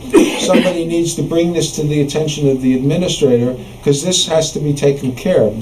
There's no question that it has to be done. It's our building, and it's also historic, and the administrator should know how to go about handling the roof leak. And So just to summarize, there was an inspection report that I only received at about 3 o'clock today. I immediately forwarded it to Jewel and to the DPW director, and Jewel was already at the office, so it well, didn't. Jewel's out this week, but Lisette, did you get it? Yes, and the original email I forwarded to Jewel and Carl, and Jewel said she will speak to Carl so that way when he's here on May 1st, he could provide an update. Right, so let Carl know that on May 1st, we want an update, we want to know what hopefully all these things can be closed out by then. Okay? So Bill? the part that I believe we should weigh in on, though, is whether we want to put landscaping there. I send you. That would be a cost to us. Well, once again, because of the historic aspect of the building, a recommendation should come from the HPC. It did, that they've asked for that to cover the garbage. It's very unsightly if you come through as you Oh, come I know down the area, Washington. I know the You area see the you're talking garbage right on about. the corner. And so that is our property. It is our property, but we lease it out to the tenant. Have you discussed the landscaping with the tenant? Didn't come up with anything. Only to the extent that something needs to be done to cover the garbage In your cans. Gmail. We haven't taken it a step further. It wasn't clear to me. I have not seen the lease agreement, so it wasn't clear to me who is responsible for the appearance and the maintenance of that little triangle of dirt. I actually spoke to Carl Rossi today because I saw him during an inspection of the monument, I think which occurred, and Carl said that it's actually the responsibility of the tenant, and I wanted to verify that with you, Bill, because I have not personally seen the lease agreement. I think what we ought to have is the administrator along with Carl Rossi, and along with Karen, if you're available, walk that property, take a look at what, and make a recommendation. If there's a cost to the borough, then it comes before the mayor and council. I think the mayor and council should weigh in it, but that's the three people, the administrator, Carl, and yourself, and the tenant, if you can get a hold of Isaac. His cafe manager was the That's person we fine. spoke to, and he was very amenable to discussing these things. He offered to solve some issues right away. For instance, there was an open crate of empty bottles and actual food sitting there right next to the rat traps. Well, once again, So he took care of a few minor issues immediately, and other things he's waiting for direction from either these are the all mayor and council, the administrator, or the HPC. these are all clear-cut things that need to be done. I don't think it needs the attention of the mayor and council. I think it needs to go directly to the administrator, and it's a little tough because Jules been out, but we have an administrator here who can handle these things. And like I said, May 1st, we would like to have an update, and hopefully these things will be resolved by then. Thank you. Thank you for bringing. Yes, Chad. I didn't forward it to the council, I forwarded it to Chief Chamberlain and to Lizette. I'd received correspondence, and it is something that, for future meeting to discuss. Resident on Creston Avenue complaining about cars on Engel Street blocking their view by parking too close to the intersection. One of the concerns I had when the chief had his last proposal is that we're moving the problem north, and it appears that How far is Creston? By the border? Creston's about a block north of West. Creston is 1 block north of the intersection with Westerveld. The chief will be here May 1st also. All right, we'll discuss it with Jeff. Bring it up on May the 1st, but I've noticed Definite increase. a move of cars northbound. Yeah, and so did. So we may have to expand the no parking. all the way to Cresskill. The way we're going. That from Westfield to Elm. Okay, any questions on the resolutions? Yeah. Every street. All right, a few questions. First of all, on the expenses, I want to thank you, Susan, for providing me with all the, we need to discuss something. Every month we have a bill around $4,000 from Hughes Environment. And I asked Susan to pull out the bills for each one of them. And it's, not all of them are very clear, but some of them are becoming a bit of question. First of all, the chiller and the heating over here is probably 3-4 years old, and it's very problematic that we spend $4,000 every month in maintenance. Is it exactly $4,000? More, a bit more than $4,000. Oh, is it a different amount every month? Yeah, every, So it's not like it's a service contract? No, it's calls. And all those calls are, like, another call was that there was a question of boiler was too warm, and they sent in somebody and said a pipe was going close to the thermostat, and they had to move the thermostat. We have these thermostats in for 4 or 5 years, and all of a sudden, after 5 years, all these changes are apart. Well, the heating and air conditioning system in this building is terrible. I know, maybe you noticed, there used to be a thermostat here. Yeah. Now it's gone. Can we, Susan, can we have an analyzation of, for the last 12 months of this, what we're paying this guy? This guy is using a new vendor for us. Yeah, 6 months, we got probably. I know what it is. We What got is them it? around late summer, and they had to undo a lot of the things that the prior vendor. Yeah, it was about $30-something thousand in this from I think, Undo what the other July did? to Why? Because July they to December. fixed the polymers correctly. They were here That's- more often. Yeah, but being here more And often if they go over 40, you have to Something, go out to bid. something, If they go over 40, which could happen in this year, we have to go out to we bid. have to, because I cannot The believe that we pay. aggregate. You just basically, yeah, I will we tell you pay. this, this heating and air conditioning system has never worked. Yeah, it's never worked. It's It's never really worked, and bad. it's cost us a fortune. Fortune, yeah. It's so bad, like my people have to wear their winter coats But that- sometimes, or it's so hot. It's funny, I'm wearing shorts in my office. No, Yeah, or it's so hot, where it's. no, it's either too hot or too cold Yeah. in everybody's office. Yeah, but we cannot stay, we cannot have continuously this type of building. We either have somebody in. No, we need to resolve the problem if that's. Yeah. You know what, I think that, I don't know, Lisette, how attuned you are to this, but between Jewel and Carl is new, I don't know, somebody should come to the next meeting and to discuss exactly this, the issue with the heating and air conditioning systems, what it's cost us, what it's going to cost us, and how to resolve this Why problem. is it schmuck council has to find out all these problems? You know, Good with the dollars. it's a, all right, so, Well, we look at the dollars too, we scrutinize their bills. yeah, you Like screwed it, but you don't. we're seeing, I have to look to see what the aggregate is. It's a new vendor. They put the charges on there, but you have to talk to who's making these contracts with them, what the rates are, what every time, Well, no, I think you're misunderstanding. Max is not I don't think is Well, no, necessarily he's also- saying he's the looking at $4,000 the- is too much or too little.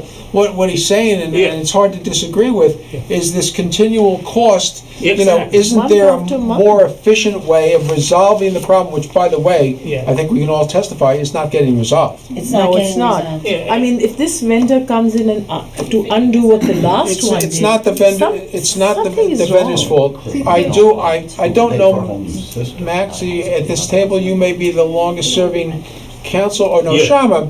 Well, you missed a few years. Yeah, but But we even then- redid the Yes, whole system a yes, number I of agree years that. ago, Exactly. and it still doesn't work right. But that's the whole point. It's we spend so much money. The system is relatively new, and we're spending another exactly. So we have to have a complete and Well, I think the person to discuss this with is Jewel. Okay, we need to get from her who we need to speak to. yeah. Max, okay? yeah. Because she'll be here at the next meeting. Put it down that we want to discuss it. Anything else, Max? There are some. Are you holding this bill? We should hold all No, this. no. But that's what he told me he wanted to do. Yes, because we should hold No, it. no. The guy did work, Max. It doesn't mean that they did the work that we should have done. But they did what we asked them to do. You can't not pay bills because all of a sudden you have a legitimate complaint. Exactly. In the future, we have to figure out a path. But we shouldn't be paying $4,000 every month to continually repair something that's not getting fixed. Until, But you first of all, can't not pay a guy for doing the work. Peter, there are two issues over here. You have a huge amount of money that you pay every month, and then we have to figure out if we have a problem or not. And secondly, when somebody's coming in and is saying, I moved the thermostat and it charged you $1,200, that's a issue that for me is then they said we moved over here a maintenance repair, it doesn't say 668. It's a red flag. If you ever work with people that bill you, and I'm sure you did, and I did it hundreds of it, you know that when this becomes every bill is $1,400 and $1,200, it's something basically wrong. It cannot be that every bill requires move a tape. It either be manufactured, which I don't know if it is, but we need to talk to them and understand what's going on. I think we should look at the previous vendor too, to see how much we spent. Exactly. But, I mean, it might be comparable. It might be comparable. But that doesn't make it. No, but I'm saying, they keep coming here for calls because we're calling them to come. Yeah, but it doesn't mean that they're coming in as charged $1,500 or $1,200 because they're coming for an hour. It's excessive. Yes. A $1,200 bill for an hour work is excessive. The same thing that it was. What makes you say it's an hour's work? I'm saying it. If they're coming for an hour, check it out. We need to understand what the billing is for, how many hours were they said, why did they have to do it. Those things that when you get to the bottom of them, you understand if we have a problem. But did you see? Yeah, I that saw it. we've been marking the hours and the rate. I saw that. Yeah. You pay bills in New York City. Would you explain to him, please? It's 12 hours. Why are they The whole different I'm not in system. this business, You know, but. you can, Well, let me see. you can question what we're going to do in the future, but you can't not pay people for work that they've done. So we can't. That's, you know, and if they You need to didn't, understand if the work. they did work that we didn't need, shame on us for asking them to do it. And we have a supervisor that's supposed to be overseeing those things. That's the gentleman you should that's why I'm saying, let Jewel explain to us who's overseeing this work. Does the DPW contract with this vendor? I don't know, I don't know who. Yes, yes. Yeah. I would We have a yes assume, here. I would assume, DPW had the contract, had the contact through Train. Train was here basically daily last year. Their rates were high. They solicited quotes. Hughes came in lower. They gave the contract to Hughes. It's just there are issues with the system in every room in this building, and I it think, does have to be I think evaluated. It's patchwork. what the It's council, involved. what the council has a right to know and to demand 15 is hours. where are we going with Right. this? Of labor, overtime. It's 3 hours. That's really 4.5 though, right? Well, 3 times the rate. Well, it's just time and a half Yeah, times. but they We have gotta no speak to, overtime need to rate, speak to the DPW. Yeah. Yeah, and find out. Well, We need to overtime get half, this, so and let's there were just say some that's, other issues like 16 and a half hours. Yeah, but we did it down here. $700 Oh, for the yeah. Yeah, egg hunt we Oh, did there for you the go. eggs. Yeah. We've been looking at all their bills. We pay, for the egg hunt, we pay $700 for No, the I eggs. can't say Yeah. what they did for 12 hours, I don't know. But That's a lot of money to pay for the CVS eggs. is like. $137 an hour. Yeah, They're we gonna don't charge you. 6,000 eggs. 6,000 eggs? 6,000 eggs, But- and they go like that. Okay, all right. And if Lauren's kids were hunting the eggs, she'd be in support of it. No, no, Oh, the Lauren, eggs, They are the did eggs coming hunt up? them, but it Every- still I seems just- expensive. Every egg was picked up. So Okay. they didn't order too many eggs. 6,000 eggs, okay. 6,000 If eggs. we'd had them scrambled, it would have been 1,200. I would have eaten them all. Mayor, No, every salmonella outbreak, every don't egg do was it. picked up. I'm listening, I'm not complaining, I didn't see any shells. All right. Can I move to the culvert? Just, I have a few questions. Go ahead. Do we have the, basically, reject the bids and authorize negotiation of a contract? And, Reject what? That's where I'm going to. yeah, you're going to the C. Can I, but I'm Wait, not done see? with this. Did we finish with this one? Oh, Oh, with the, Sorry. I'm I sorry. had one I'm paying question. this, right? Yeah, thank you. Okay. Because I don't know how to hold Yeah. it. Go, so I can, Right. go ahead. They did the work. It was the Yeah. right hourly rate, although it's a lot of money. I just had a You might question. manufacture, If it I was didn't one, know no, if it what was one time, but if it's every Communications was, month. I looked them yeah, up. every month. Well, to get an that's what you do understanding. anyway, because And of the after, cost. I will Because it say goes over that the the bid first threshold. hit is the corporation, and then about the next 5 hits are how there are complaints against them because they provide phone numbers for scamming. Who's this? Who? Paytech, Paytech. Paytech Communications. Who- They put do we out use our them? listings. So We use there's them? Jeff, what page is it? Is that for It's long Something out of distance? 18. page 17. Thank you. Paytech, you have that. P-A-E-T. Yeah. The last one. And I I explained, Yeah, I it's for mean, long distance. right? Yeah. but Do they the- sell our numbers? Because I No, get but robocalls apparently like all day, every no, day. they don't sell our numbers, but what they do is they provide phone numbers to scammers, and when people have complained, remove those numbers, apparently they have not been Never. about that. So Oh. can we find another vendor? 'Cause I don't so know. let me explain how it works. Up to about 3 months ago, the FCC, which is the Federal Communication Commission, was asking every single network, major, minor, they have to complete every single call they get on the network, even if they have spoofing. Spoofing means that a different number, for example, 201-760, shows as the in the code that you receive, even though the maker of the code is a 718 or whatever. It's spoofing. I get that all the time. This happened about for years and years. Then the FCC said, okay, because of this problem of phony phones, you don't have to provide any phones termination if you find out that there is a difference between caller ID and the origination. How are you supposed to find that out? Oh, the networks know that in a second. What are we talking about? Paytech, I'll tell you in a But second. what does it got to do with the price of tea in China? He was asking why is Paytech, he was asking why do we pay Paytech, which is a spoofing company. We use them for telephone. Are you asking what services they provide us? Well, I asked Why, that. why they are our vendor? Yes, Well, Why are they our vendor? Well, most likely, if we had to go out for bidding, what do we? Well, Is there none? Max questioned the bill for, it was how much, $800 some dollars? Yeah. So, for the barrel, it's long distance calls. That's what the bill was for. But And Jeff the places we call are Trenton, Edmonds, property owners. And Jeff came back and said, we should not use that as a provider Well, because. no, they- I question Well, how did we why. get I hooked didn't up say with we them? shouldn't Was it a use bid Just process? question, I don't think it is could have this been the a bid, provider no. we want? No, it's You too only long. wanted to bid with, There may be other communication electric, companies that do not the same phone. thing. Is this through the Board of Ed because of our phone system, or how does it? I'm not sure. We didn't get You have no that. idea how we got hooked up with them? Susan? No, I don't, it's just somebody that we paid for Sorry? long distance services, I Well, don't know. do we have a contract with them? I don't know. We don't have. All right, can We we, have to go back to Can we- administrative. can we make this real short? Can you look into it, please? Yes. Thank you. Next item. Anything else on the consent agenda, Yeah, we're finished with the. The yeah, culverts. Okay, I the wanna talk consent about the agenda. culverts. Okay, we have basically, We're C. finished with the consent agenda? No, we finished with the billing. Now we go into To the. C. To C. I wanna go to We, C. yeah, exactly. It's basically we reject the bids and authorize a negotiation directly. Based on what kind of a criteria we believe that a direct negotiation is gonna give us a better price? The way the local public contracts law works, you go out to bid, and if it exceeds the budgeted amount, Yeah, you could rebid. yeah, You go out a second time, and it still exceeds, that means you don't have to go through the local public contract, you don't have to go through the bidding, you could find a vendor, it could be somebody that even didn't pick up bid specs, and negotiate the best price for the borough. I understand that very well. The question is, based on what kind of information we have, we believe we're gonna get a better price. That's all I'm trying.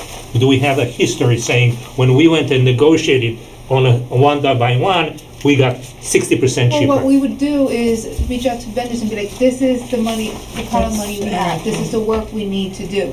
You can't tell vendors ahead of time when you go bid specs what your budget is. You have to see how the bids come in. So now you could tell them directly, They have this no is idea. what we want to do, this is how much we have, what can you do for us? Okay. And the last for me, the question is the purchase of the field turf. There was no Can I go back amount. to the bids? Okay, go ahead. I have some more 50,000. questions. Sorry? Is the remaining 50,000 Okay. for the project. So on the bids, do we know why our estimate, our engineer's estimate was so off? What, like, was there additional work done in these other, in the other bid amounts? I mean, it's a significant difference. No, It's $80,000. I honestly don't know. They did an inspection, and actually the person that bid it first that was over, instead of coming under, he actually bid it more. So it's just what the vendors just They don't know what- I'd be curious to know because if we've done this twice and all 8 times have come in a significant amount, if there was additional work that they foresee for the culvert repairs that maybe our engineer did not incorporate, and why? Well, actually, less vendors picked up bid specs this time around, so the pool was actually smaller. Okay, So, but same but question. when they negotiate, they may come back and say, well, for whatever you had budgeted, based on the work involved, based on the materials you need, based on the deterioration, since we initially estimated the project, there's more work involved. Has Andy, has our borough engineer reviewed all the bids? The bids Yeah, have been yeah. reviewed. Okay. And he knows how much we have in Yeah. the plan for this. So He was during this basically the one that- negotiation, all those He knows what we Specified. have. variables He's will be asked, answered. So he knows. So, okay.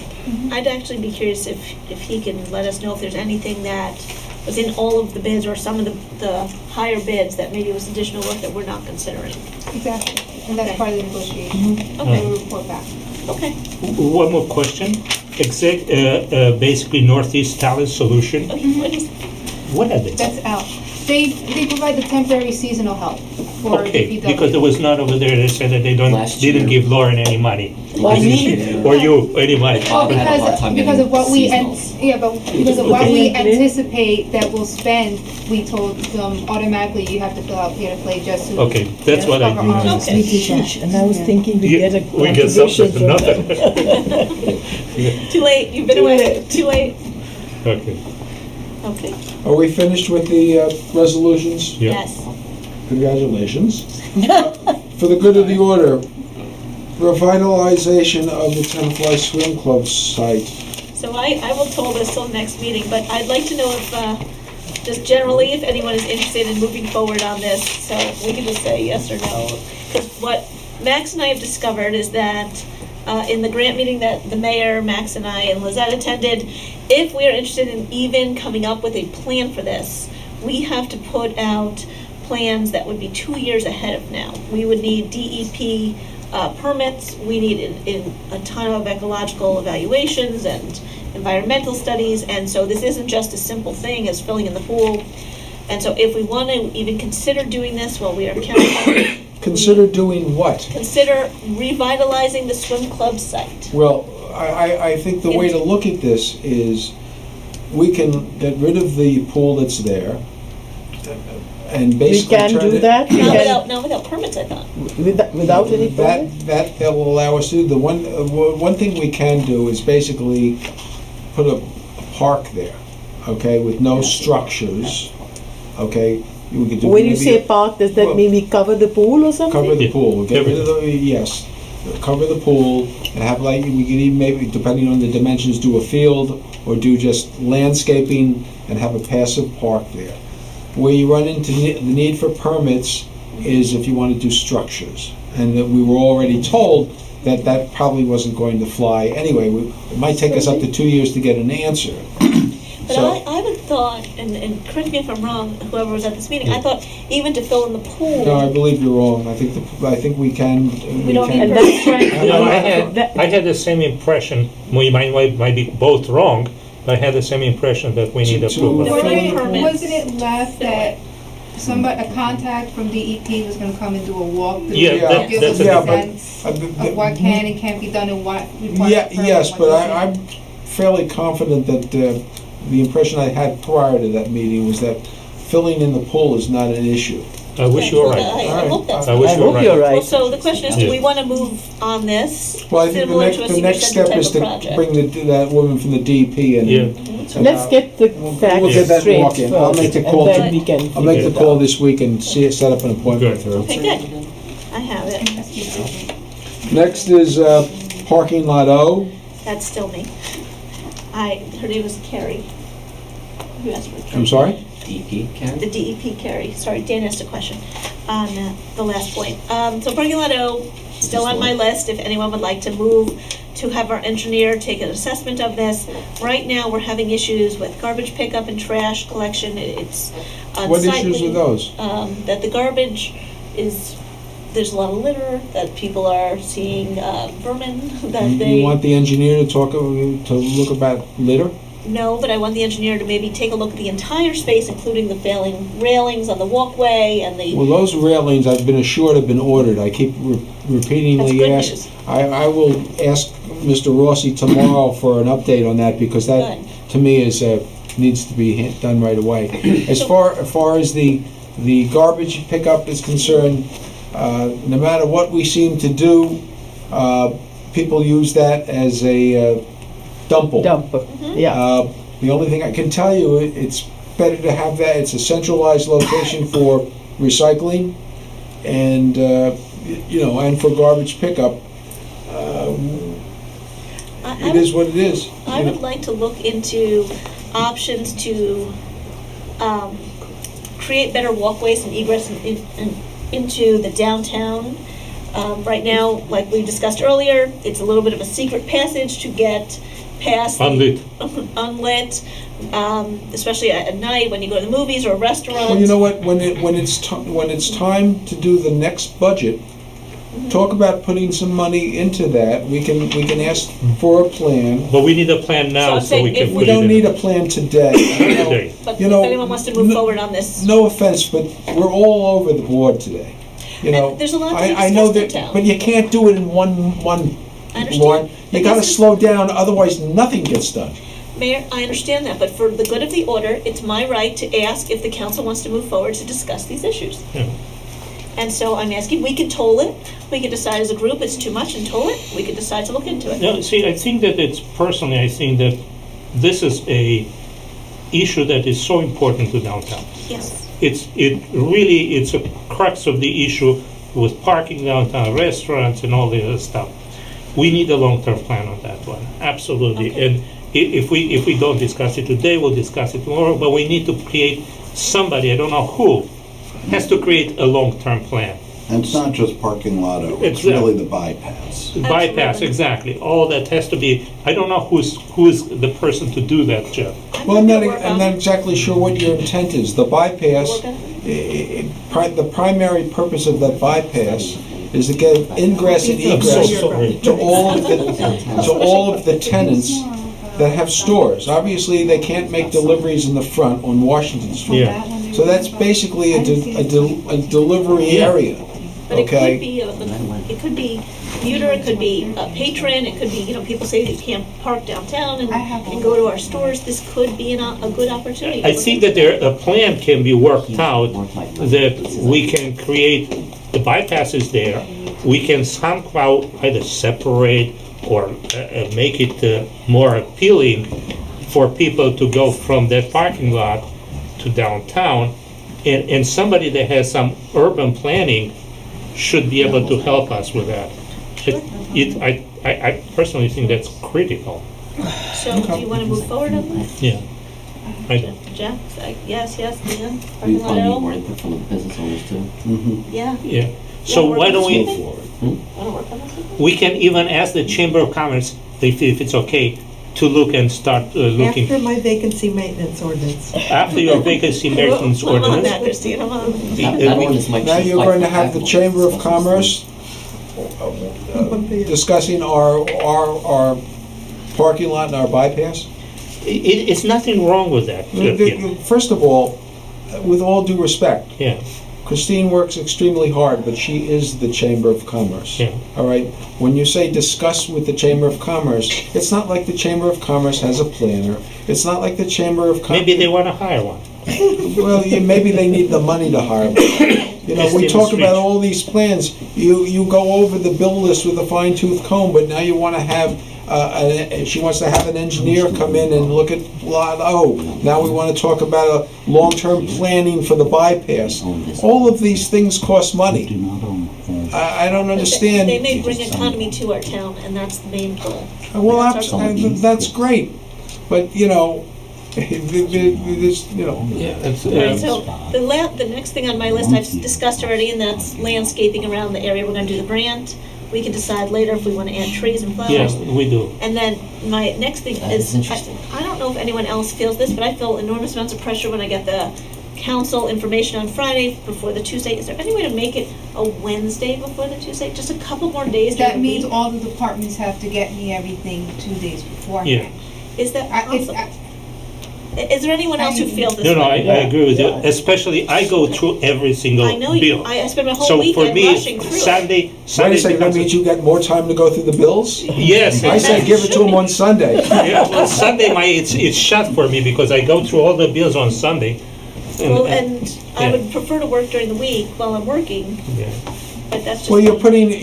you're really putting a lot of pressure I'm on the asking, clear's office. Yeah. well, that's why I'm asking directly. So and- clerk, if you don't want to do it, now's the time to say, because I don't want to hear the Or complaints forever hold your tomorrow. peace. Well, I would then be putting the pressure on the departments because I would have to change the agenda deadlines, and that also affects the agenda deadlines for you guys to give me stuff that you want, and for residents to give me information to put on, and I would have to come up with a whole new calendar Right, moving so- forward. And on top of that, you know, And so a lot of things, I it's get tough enough Friday when it comes out on afternoon. Friday and you want to make all these changes. Suggestion. If this leads to the ability for you to ask for even more changes, it really makes the whole system ludicrous, But really. doesn't it also give us Wait, the wait, ability wait, to wait, double check all the spending that our Wait, borough wait. is doing? Middle ground, middle ground. Go ahead. Well, the bill list. Try You it, mean try it micromanage, for the yes. 2 The summits. bill list We have is one per Wednesday, month in 5 summer, o'clock. try How for do those you two. expect to get And not only that, Speak he up. said, Okay, 4 weeks. well, Speak our up. bill list is He's 5 speaking. o'clock on, oh, sorry, I didn't Sure. know speaking. Our bill list is 5 o'clock Wednesday. Sometimes Lizette has to wait until we get last minute bills that have to be paid on Thursday. We Yeah. put those in. She sometimes doesn't get our information till 10 a.m. on Friday. So, and that's like trying to accommodate the borough for things that have to get paid and into the meeting, last minute items. So, So- Susan, we try to accommodate the borough, which is fine. And we are here trying also to be able to intelligently speak on Monday. So, Tuesday, It doesn't you give me know. a chance to get back. So we need kind of sort of a compromise between everything. Well, so, the fact that you can't put the bill list together to that point, That's the main, that's I the mean, it's- the and main the thing. bread and butter. Believe it or not, I know we're all important, but one of the most important functions of this meeting is to approve the payment of bills. Okay, we're slow enough because of our system. We're a public entity. We don't, Max, if you had a business, people want to get paid when they give you the bill. Yes. Here, they're used to waiting a certain amount of Yeah. time. If you're going to screw up with the bill process, people are going to have to wait that much longer. Nobody wants to screw up. But that's what's going to I have happen. a If you want the paperwork on Wednesday, she can't complete the bill list We on can't get Wednesday. that So I have a question. Even on Is there any Thursday way- is Wait, fine. hold on one sec. Is Yeah, there sure. any way to get the kinds of things like the ordinances and the engineering reports and everything else Wednesday, and then put in the bills With on all- Friday? Honestly, with all due respect, I Okay. am a very mean person on Friday yelling at people. My deadline was Thursday, Okay. so. So can you be a mean person on Thursday?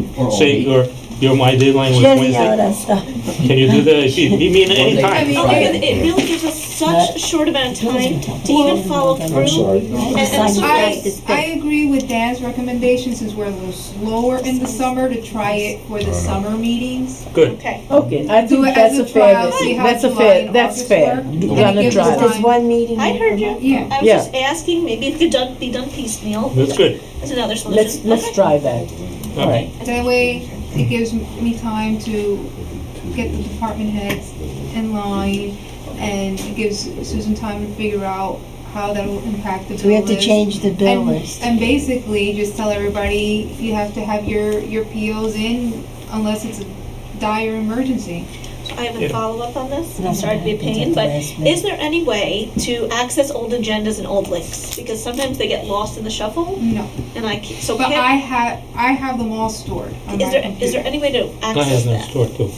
I do not have I anything do. stored. I didn't save anything. I I don't just depend save. on this. I have And sometimes- every single report, Oh my So- God. every I have single. the agendas, I have all the I backup. have it in my. So when in doubt, I have all the agendas, I have all the backup, I have all the versions going back I understand. that. 2011. So if let's you need say, let's say I'm discussing, like, we had discussed parking lot O a while ago, and now we're discussing it again. But I went to go to parking lot O, your links that you had done, and I couldn't get them. So is there any way I can access Every that type of general information? Like a reservoir every of the single things one. put on agendas I have every single that one. we as council It can would refer to? be, it would be on you Single once one you I can have follow. the agenda to go in and save it, whether it's on, if you can save it on this Then this subject to device. Oprah. I have it historically. Not necessarily subject to Oprah, because any Oprah General request would have to be every filed single through my office. I have the document, and if it's something that is still being discussed, it's advisory deliberative material, and it's the first exemption. So for on Oprah. example, I need to edit with Bill, the property vacancy, and I Mhm. can't access it. I don't have it, You don't have what? the property vacancy. It's an Which was on example. two The one that or- you, No, I have the one I wrote, I don't have the one you wrote, because I can't Oh. access it off the agenda. Really? Just an example like that, so it, Right. Anything like that, if you don't get a Yeah, chance to that's not store right. it It's just an from example. when I it's know, but- available, I have it, I don't delete anything. so then you want to email me for that stuff? Yes, or Okay, give, you're like, or wait. give me a thumb drive so it doesn't crash my the server, and I'll put everything in the thumb drive. Okay, I have every single one. that's my questions, I'm trying to prepare for the meetings. Okay. All right, so at least we have 2 months that we can try it. All right, I You're guess up now, next, Councilman, Mr. Bosch. Mr. Bosch. Okay. All right, so here we having, I have 2 issues that I want to discuss. One is the gun control legislation. We are at a moment in time that we have a lot of violence happening in the schools, and lots of people are trying to do things to help the security of the schools. And when you are at the moment that you are pressed and sometimes you are scared, or you will have children in school, you're ready to do everything and anything possible to make sure that your kids are safe. And that's very understandable. At the same time, there are things that we are trying to do as a council and trying to improve schools' security, but does not represent the same initiatives that the schools are doing. And specifically in this moment when we have security issues with the school, there is a tendency to try to say, oh, well, if I can have people with guns in the schools and trying to make sure that they are protected, it's very easy to fall into this type of decisions because they're kids and you want to make sure that they are protected. Creating an atmosphere in schools where you have kind of a closed environment, where people are closed in the school with the security guards with guns and the criminals outside basically trying to get in the school, I don't think is the most healthy environment for kids. And you want to have a atmosphere where the kids feel secure, they go in and out, enjoy school. What you're going to do for Max, the small kids in I the was going to recession. sit here and listen to you. It's 10 minutes after 10. Yeah. Okay? We have nothing to do with the schools. Okay, listen, if you want to make these comments, you go to a Board of Ed meeting. No, I and want you to make speak. the comments But regarding... we don't regulate what the schools I'm do. not even If interested in If that. they come to us and ask us for money, or they come to us and ask us send a cop over there, then we can discuss it. But, I don't want to hear this for the next 15 minutes. We'll I'm never sorry, get out Peter. of this office. Peter, you want to get out? You It's can go ahead. irrelevant to our business. No, it's not. It's relevant to what we are going to be doing, what kind of I a... want to say something. This is the committee of the whole. This is the only opportunity that the council has to meet and discuss. But this is the only not, this is not opportunity that our we- business. There is a Okay, but that's separation a of schools. I don't know what's our business. I don't know, Max, if you got to his point yet. Exactly. Yeah. Well, But- I think that's what we need is to get. You know what, it's 10 minutes after 10. Okay, but It's Mayor, time to this get is- to the point. Then we need to have either meet more often or start earlier, because this is the only opportunity the council has for their work session. But And I'm our sorry. work session should be our work, not the work of the school board. Okay. But he hasn't finished, Mayor. What was your point then? Yeah, What is your point? Well, my point is that there are lots of pressure to do different things. I think that we as a council should do things that are really taking care of the basic problems with a school shooting. Every single school shooting happened was basically a kid in that specific school that had guns, and the parents knew that they had guns. And then we have to make sure that in our town, those guns are not available, and if the parents are aware of that, they're going to be held responsible for those guns in the community. Jeff is working on different aspects of those, and he has 3 proposals that he is putting together regarding how to keep the guns and homes separately and safe.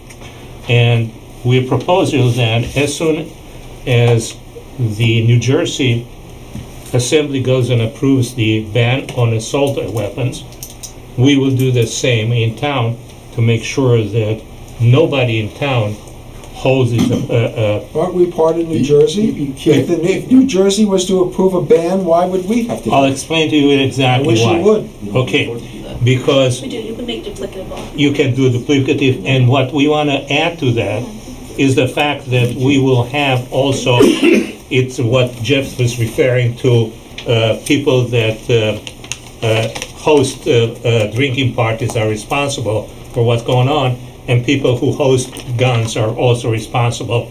And what we can do then is, since we have a list of all the people that have guns, we can send out this specific ordinances to them to make them aware What ordinance? about not having assault guns in Tenafly, and and then basically making sure that they understand, and if their kids have assault guns or so in Tenafly, they're going to be held responsible for that together with their kids.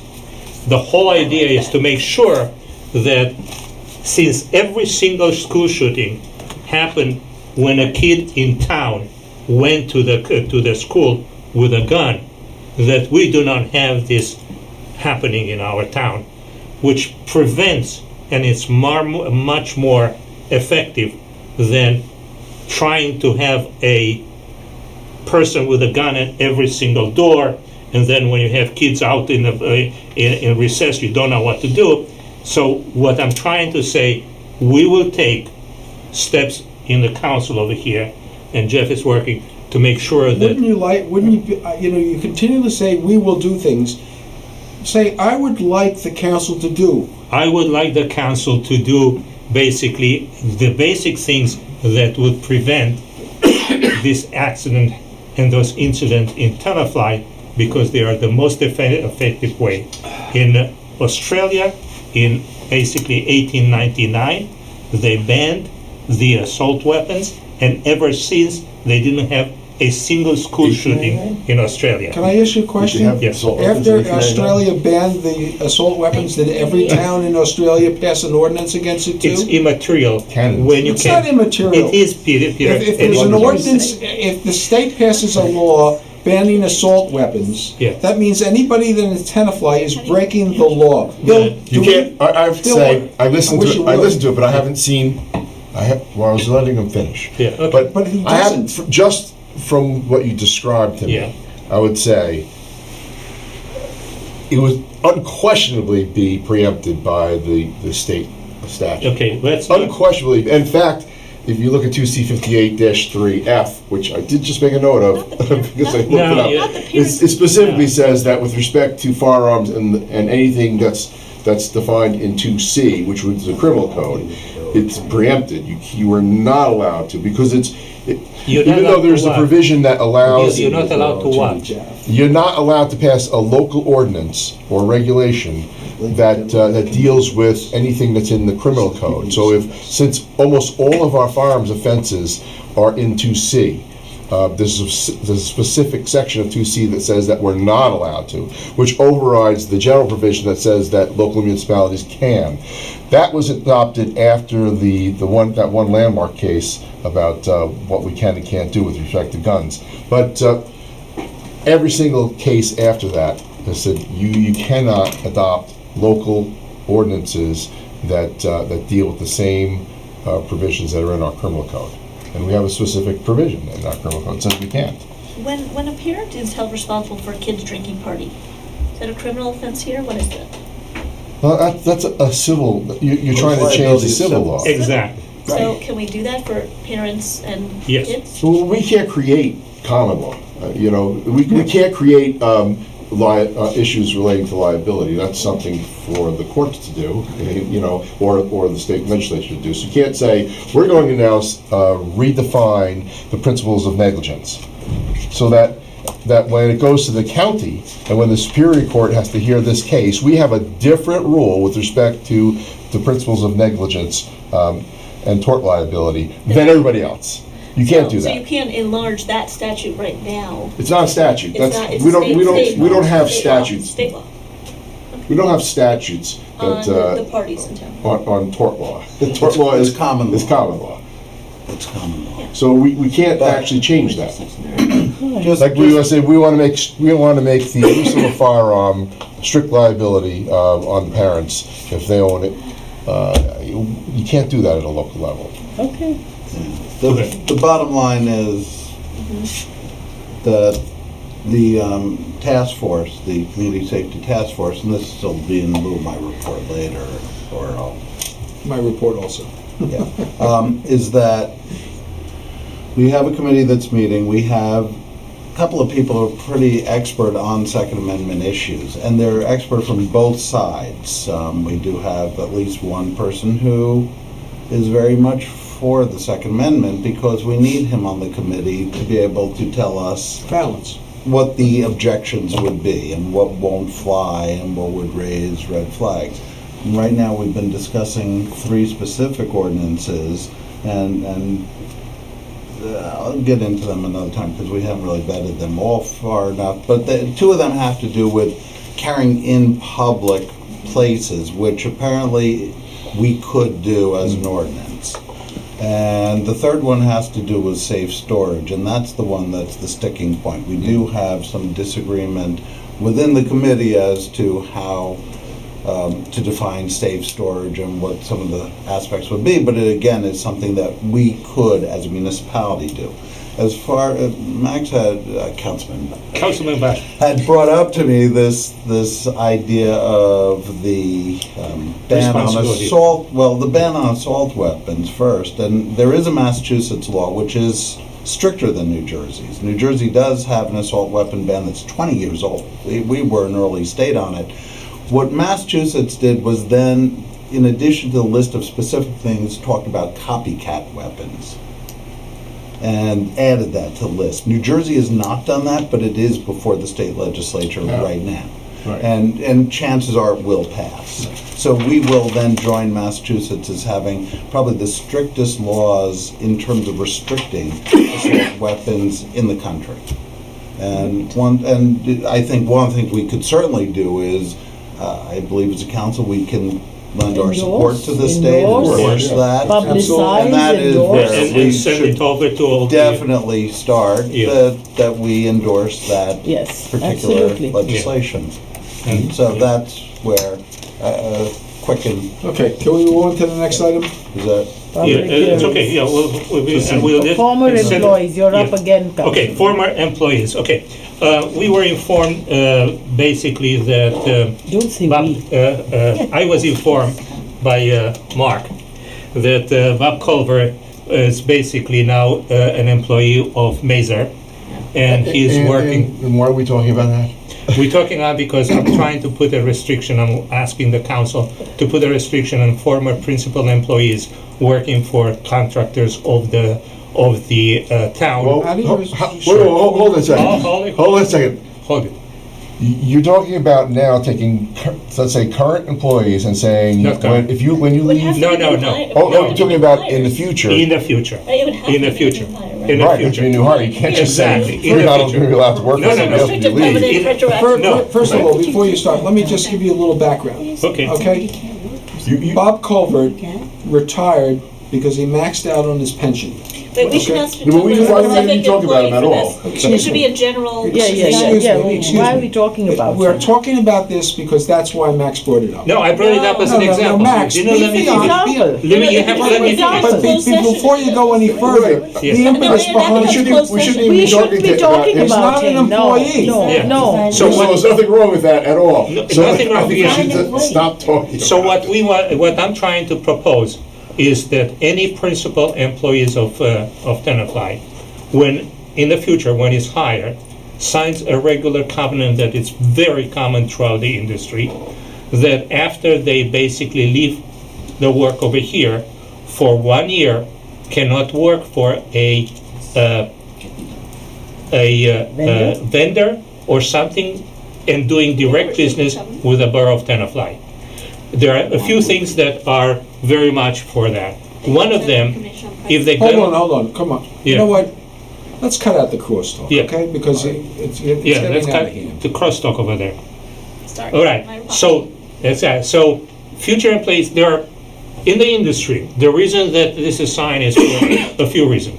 One of them is if somebody promises you a job when you leave, you have the inclination on trying to do something for that person, knowing that you're going to be hired, and that's not ethical. Secondly, if you come as an ex-manager for a new contractor and you work with an employee and you're trying to finish a project, your position as ex-manager might influence the new employee in making a decision, yes or no, specifically since you had this influence before, signing their checks and stuff like that. They would have proprietary information on pricing. And exactly. There are also proprietary information that you know about. So in the industry, this is a very common practice. In what industry? any industry you want. So that's a restrictive covenant in employment. Yeah. contract, Exactly. is what I think you're I know, describing. Yeah, I know exactly. in physician practices they have it. Absolutely. A physician, write I them- signed one, everybody that works in Yeah. So there. it would have to, so the restrictive covenant has to be very restrictive in time, Yeah. geography. 1 year and strictly One- restricted. And scope, thank you, that was my last one. And so you'd have to be very specific, and of course, it would be to protect the budgetary and proprietary information that they would have learned as a department Yes. head Yeah, so it from wouldn't be influencing a contract. a DPW worker, it would be. The head of DPW. No, it would have to be Yeah, the head of a DPW. principal employee. It Somebody would who be has somebody access who's to- a. By the way, I want Our to just proprietary keep in information. mind Yeah. that, I'm going to use the term you do, in the industry, in this particular industry, it is extremely common for retired DPW directors to work for engineers. In fact, in many cases, DPW directors that aren't retired moonlight on the side for engineers.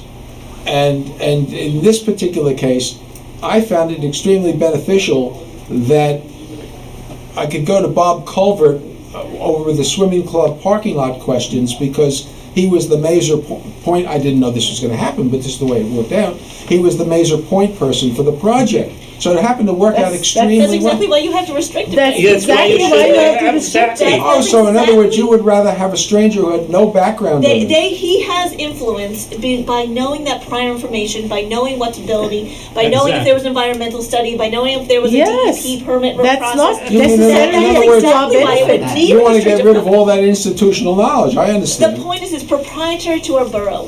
Our Yeah. borough council discusses that our budgetary process is public, but it's public to a point. We do have closed sessions here. Yeah. And if anybody has our proprietary information, they should not be able to have Use a it. leg up in the next industry. Exactly. Exactly. That's the whole point of restrictive covenant. But- Go Well, ahead. Go ahead. well, no. Bill. Jeff had his hand up Go first. ahead. All right. Let me give a hypothetical, just that I'd have a concern about being this too broad. No, I think it has to be very narrow. Exactly, we Very agree. narrow. Let's say we had a former police chief, who did consulting on school safety and knew our schools was very valuable, and then hired a current police chief when that person retired to help.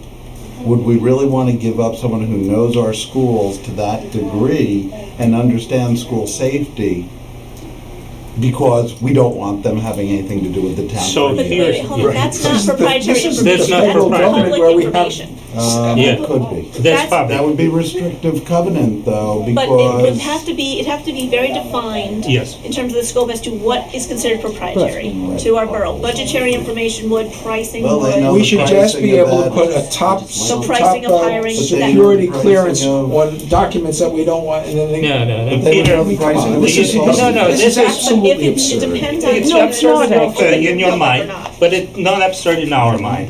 Like our bid process is public, but to Before prepare the Yeah. bid, that kind of knowledge. The issue of how much money the borough has to spend that in order to price it at the maximum limit, it's something that only the head of departments know, and we should not allow that to happen. Yeah. The issue of using your influence in order to be able to get a contract, that's something that should not happen. And those are the issues that every single company is basically very careful. That's why they put a very good restrictive covenant. It cannot be wide, it has to be very to a point, but it allows you to make sure that every time you do business with a contractor, there is nothing in the contractor's background or knowledge that have them a leg up in order to maximize their profit to the detriment of the town. That's very simple. Okay. So this would be, it would have to be for a new hire in an employment contract for department head that has proprietary information for 1 year. Exactly. How's that? All right, so would you please, Mr. Bill, put something together? That's gonna be a tough one. It's just gonna be on department heads, I guess, right? Department heads, yeah, with proprietary information. And you have to define what we think should be Yeah, proprietary. and it's Because gonna- Well, that's gonna, if that's, it's public, it is not proprietary. Yeah. Yeah, right. If it is Has to be public, non-public Non-public, information. exactly. The normal definition we use for proprietary Exactly. it's information. secret. Not generally known to the public. Right. It's obtained by virtue of the person's position. Exactly. exactly, For example, exactly. if Paul Rossi sits in our closed sessions. Well, certainly, yeah. That's- Okay, those are things. That's an example of a department Yes, head I having would say that access to non-public in information. general industry, general, you see these all the time. Yeah. But normally, it's with respect to competitors, because, but in a municipality, I would just say, agreeing with Jeff, because I was going to say just about the same thing you said, that in most cases, that information benefits the borough. Correct. In most situations, it benefits the borough. That's why if you Because we could, don't have competitors. if you could explain to me But a bidding what process is potential competitive. issues there That's were different, though. in this situation Means that I we just get a described, better that bid. where you said that's exactly our point. I'd I'll like to know. explain to you exactly Because the project is bid, all right, those are the numbers. That's You want me to what it does. answer? Yeah, Okay, so you go basically say, "Hey, what's going on with the project?" And he said, "It's done." And how do you know it's done? Because he went to the person from DPW who used to work for that and said, "Jimmy, signed over here, it's done." Because I was your boss. And that should never happen. but Jimmy's not They the don't one get that the- signs off on Right. it. Carl Rossi, our current borough. It's And Jimmy you're gonna signs say it that and he's gives it gonna to. sign off because of No, his former it's, relationship? Carl Rossi signs at a certain level. All the other steps are basically done by different people. And those people should not be influenced by your previous position over there in order to get a contract. So those are things that either you want to understand, it's fine. You don't want to, it's Why okay. don't we wait and On see? completion of things, on projects, it's generally the architect who will say, okay, it's done properly. Or it's our own engineering company, who is Mazer. That's- And therefore- So I have They're usually the ones telling a very us. good example of how the mayor asked for an example. Let's say there's an environmental study that's brought up in a closed session on a piece of property here, and Bob Colbert, as the head of the DPW, gets to sit in on that closed session Okay. and has a sense of it, Right. and it's a sense that maybe devalues a piece of property, that it can't be developed, or it can't be sold, or it can't be anything. Or we now, as a borough, are facing huge costs to deal with an environmental issue. That kind of information is useful information as to, to Mazer, bidding, if they want to try to develop it, things like that. I'm not saying how they would, but you have to think that one through. He has now sat in a closed session and discussed things with our borough, and I'm not saying he and any particular person, a potential head of the DPW has sat in, heard this potential issue. He cannot ignore that now in a bidding process. He may, everyone else is bidding 500,000, he may bid 100,000 because he knows we can't really do much with it. But that benefits the borough, because we get the benefit of someone who has knowledge of the extent of. Not if we of it, wanna and sell we have a lower bid. Bill, if we want to sell that Oh, property, we're selling the property. I don't sell know. the Then we're taking the higher bid. But I'm saying, I don't know. From the people who don't know. I don't know, but the point is, we should have a protection against it. I Yeah. don't disagree, but it has to be such a small, limited Well, situation. I think Bill said it best. Yeah. In our field, we don't have competitors. we do.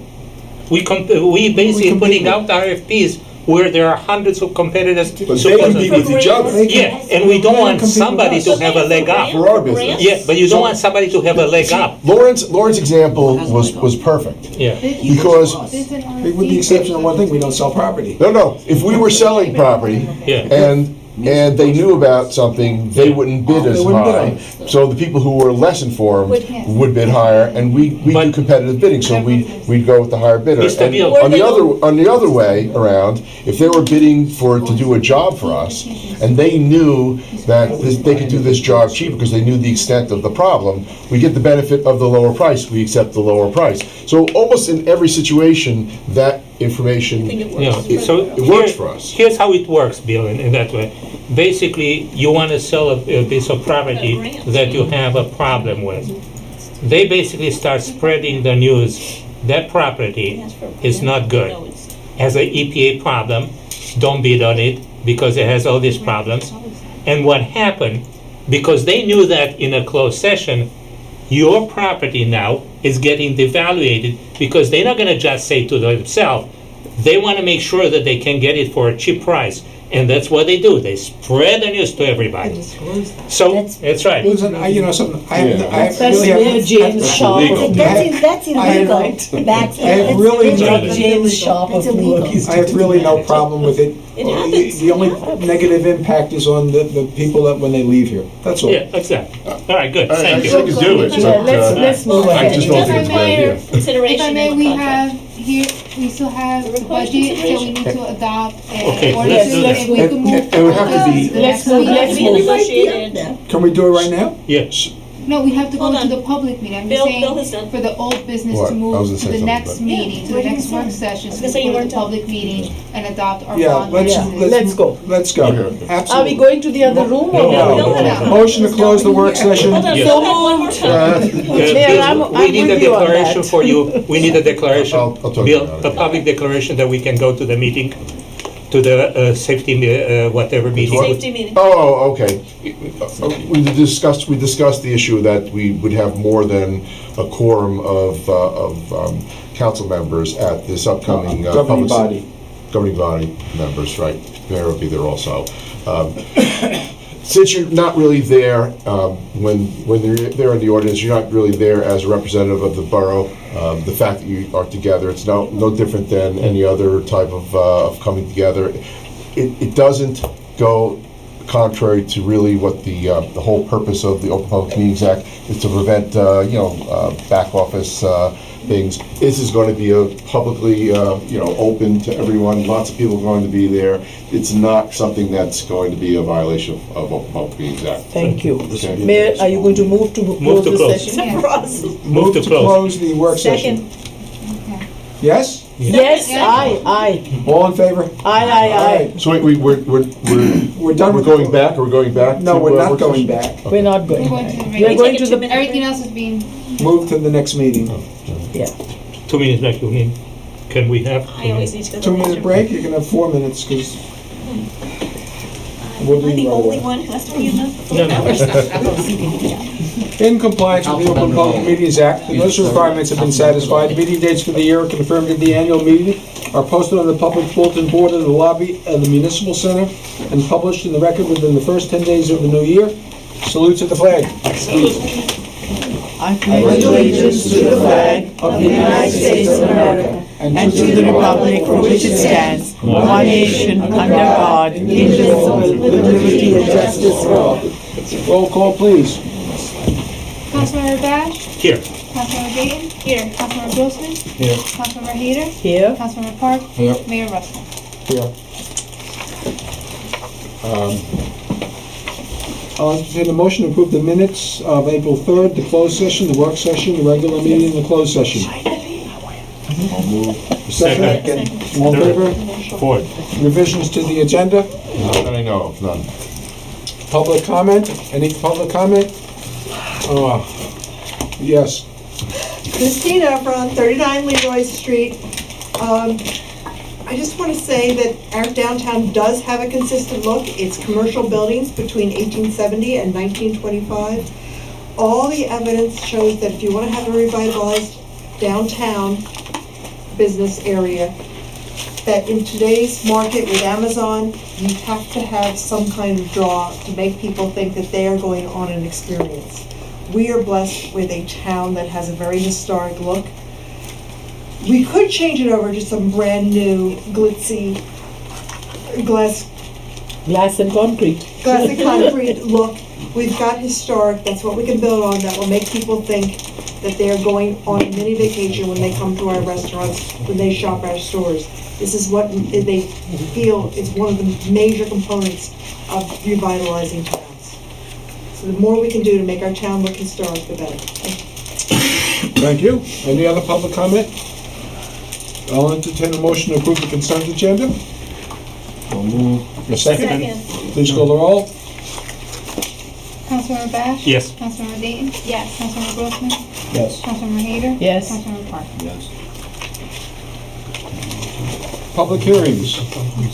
The adoption of the 2018 local municipal budget. I need a motion to adopt Resolution 18-148 to read the budget by title only. I move to adopt resolution 18-140. A second? Second. Please call the roll. Councilmember Bash? Yes. Councilmember Dean? Yes. Councilmember Grossman? Yes. Councilmember Maheder? Yes. Councilmember Park? Public comments on, Say yes. Reading, sorry. any public comments on the budget?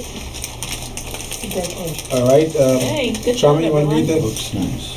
See you guys next year.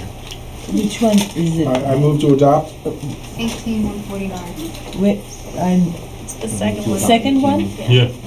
18, 18.149. Adopt R What? 18-149. where is this? I can't see it. Max, you have it? You No. hit public- you hit I move to public- adopt. Oh, uh, public. Go ahead. I move to Oh, adopt okay, on the okay, first got Second, it. please. Yeah, I move to adopt R 18-149. Dan read it. You just Adopt. need a second. He's already read it. I hit the wrong link. Seconded. Second, good. Okay. Councilmember Bash? Yes. Councilmember Dayton? Yes. Councilmember Grossman? Yes. Councilmember Hayden? Yes. Councilmember Park? Yes. Public to- comment on that? I'd like There's to no just public say, comment, we go straight to the ordinances and ordinance. The following ordinances published herewith were first read by title only on April 3rd, 2018, and posted on the bulletin board of the lobby of the municipal center, ordinance number 18-06. Bond ordinance providing for various capital improvements by the Borough of Tenafly, appropriating the aggregate amount of $2,674,615, therefore, and authorizing the issuance of $2,547,000 in bonds and notes of the borough to finance part of the cost thereof, and ordinance number 18-07, an ordinance appropriating $475,000 in proceeds of obligations not needed for the original purposes in order to provide for other purposes in and by the borough of Tenafly. That was good. I move to And adopt. We need public comment. Any public comment? No? You wanted to say something. I just want to thank our tax assessor, our CFO, Lizette, our borough clerk, and acting administrator for the budget process. Thank you for all your hard work, I like to as well as thank. the rest of the council. Okay, let's go on to committee reports. I said that, oh, I'm sorry, the auditor, I sorry. move to pass. I'm sorry? Tax To pass assessor, but I and meant adopt auditor. second and final reading, ordinance 18-06 and 18-07, that notice of same shall be published according to law. A second? Second. Please call the roll. Councilmember Bash? Yes. Councilmember Dayton? Yes. Councilmember Grossman? Yes. Councilmember Hayden? Yes. Councilmember Park? Yes. Okay, committee reports. Jeff, you have anything? Yeah. Hold on. What are Can I go now? No. Don't you want to hear our committee reports? I think it's enough. I want to thank our auditor for... Thank you for your patience. Thank you very much. Thank you for answering all our questions as well. Yeah, anytime. Good Thanks. night, have a great night. You could, See guys. Good night. Bye-bye. I'll talk to you. Bye-bye. Have a Sorry good it took drive. so long. You can drive, where are you located in, Upper Saddle River. yeah, it's Ah, not so that's bad. not bad. Yeah. See you guys. Don't drink and drive. Jeff, you have any reports? Yeah, a couple of very quick things. The AFA, Access for All Committee met. They're working on continuing to extend their Facebook resources. That's the bulk of theirs. We heard a lot about the HPC, so I don't think I really need to go into too much more of that. They did have something about Roosevelt Monument signage should recognize contribution from the McKay family, so they did want to raise that. Also, they want signs, if possible, prohibiting skateboarding and biking on the Roosevelt Monument, and if that could be picked up. They didn't know if there was already some sort of a ordinance that already does that. We did have a meeting which I discussed the ordinances. That was from the task force, so I've already presented that. The last thing I want to discuss, and this is important, we did have a meeting of the subcommittee on Fisker Pond, and what we did was we actually walked out with people from Mazer to look at the proposed work real carefully, and the dam itself, the discussion of the sluice way, I can never say that one, right? Sluice way. And what I think we all realized is that the work that's needed is not as severe as we originally thought. And part of the reason for that is we were looking at aerial photographs from about 40 years ago or 50 years ago and comparing it to the outline of Fister's Pond today. And there really hasn't been that much water receding there. The actual shoreline of the pond is very close. It's a little shallower, but the pond is not shrinking in terms of physical size. And that was something that was actually encouraging. So we believe that the work can be done well within budget. They think that Hippolyte's supposed to get back to us about when they're going to schedule. He said by the end of this month or the beginning of next month, they should be able to schedule with the DEP some sort of an appointment. They think it should be a fast process because they're seeking a very generalized permit, which should not require much review since it's merely replacing something that exists. And that is how fast I can make my report. In any case, it's all water over the dam, right? It's all water over, Under or the- under the Under the sluice. way. Through the sluice. You just say it again. Well, I'm forcing myself to get that one. Before we go to Max, I would just like to add on the Community Safety Task Force to bring you folks up to date in case you're unaware of it. I'm very concerned about where this task force is going. Originally, it was proposed to me that this would be a collaborative effort with representation from the Board of Education, the mayor and council, and the community at large. And the process was going to be form committees, which was done at the first meeting. These committees would meet and come back to the task force at another general meeting with recommendations. And those recommendations would be discussed by the entire task force. And then that task force would be charged with making recommendations, in many cases to the schools, maybe to the borough, whatever. I did see a previous meeting of the Board of Education where the same fellow who pushed to form this task force asked for the Board of Education, the trustees, to set aside $250,000 in case, at a future date, it was decided to put Class 3 officers in the schools. And they felt that would be a reasonable amount to put aside. He didn't want the board to be in a position where they decided to go to Class 3 officers but didn't have the money. The board at that time voted against putting that money aside because they felt it was premature, that there hadn't been a significant a discussion about it. I got an email today that the Board of Education last night approved adding $250,000 to the budget for Class 3 officers. But what bothered me about this email was it didn't say in case that there was a decision to put it Class 3 officers. It made it sound like, at least the email made it sound like it was a done deal. I know at the task force meeting, I suggested that if a consideration for Class 3 officers was made, that I thought it would be appropriate to have a referendum so that the town could make a decision on it, not only because of the cost, but because of the nature of the change. I felt that it was a significant change to the atmospheres of the school. Personally, you could quote me that I wasn't overly supportive of it, but if the referendum passed, I certainly would be supportive of it. That's what the town wants. I don't know where this is going. I don't know why the vote changed so significantly. But obviously we'll discuss this Thursday night at the task force meeting. I truly believe that this jumped the gun. I'm not sure why we have a task force if we weren't going to follow the process that was described in putting this task force together. So I will bring that question up Thursday night. I have a question. When they put it, I wasn't there on Monday for the budget meeting, when they line itemed it, was it for Class 3 security officers or was it for safety measures? Like, can it be used for other things? I think the way it was written to me, and once again, I got this. This was a task force email, went out to the members of the task force. I believe it was described as for Class 3 officers. For the officers only. Yeah. And once again, I don't want to get involved because this is not our business, but I think the first priority should be there is a significant amount of physical changes to these buildings that should be made without question. That should be done first, because if you put a Class 3 officer in a school and there's 8 entrances to the school, where's it going to sit?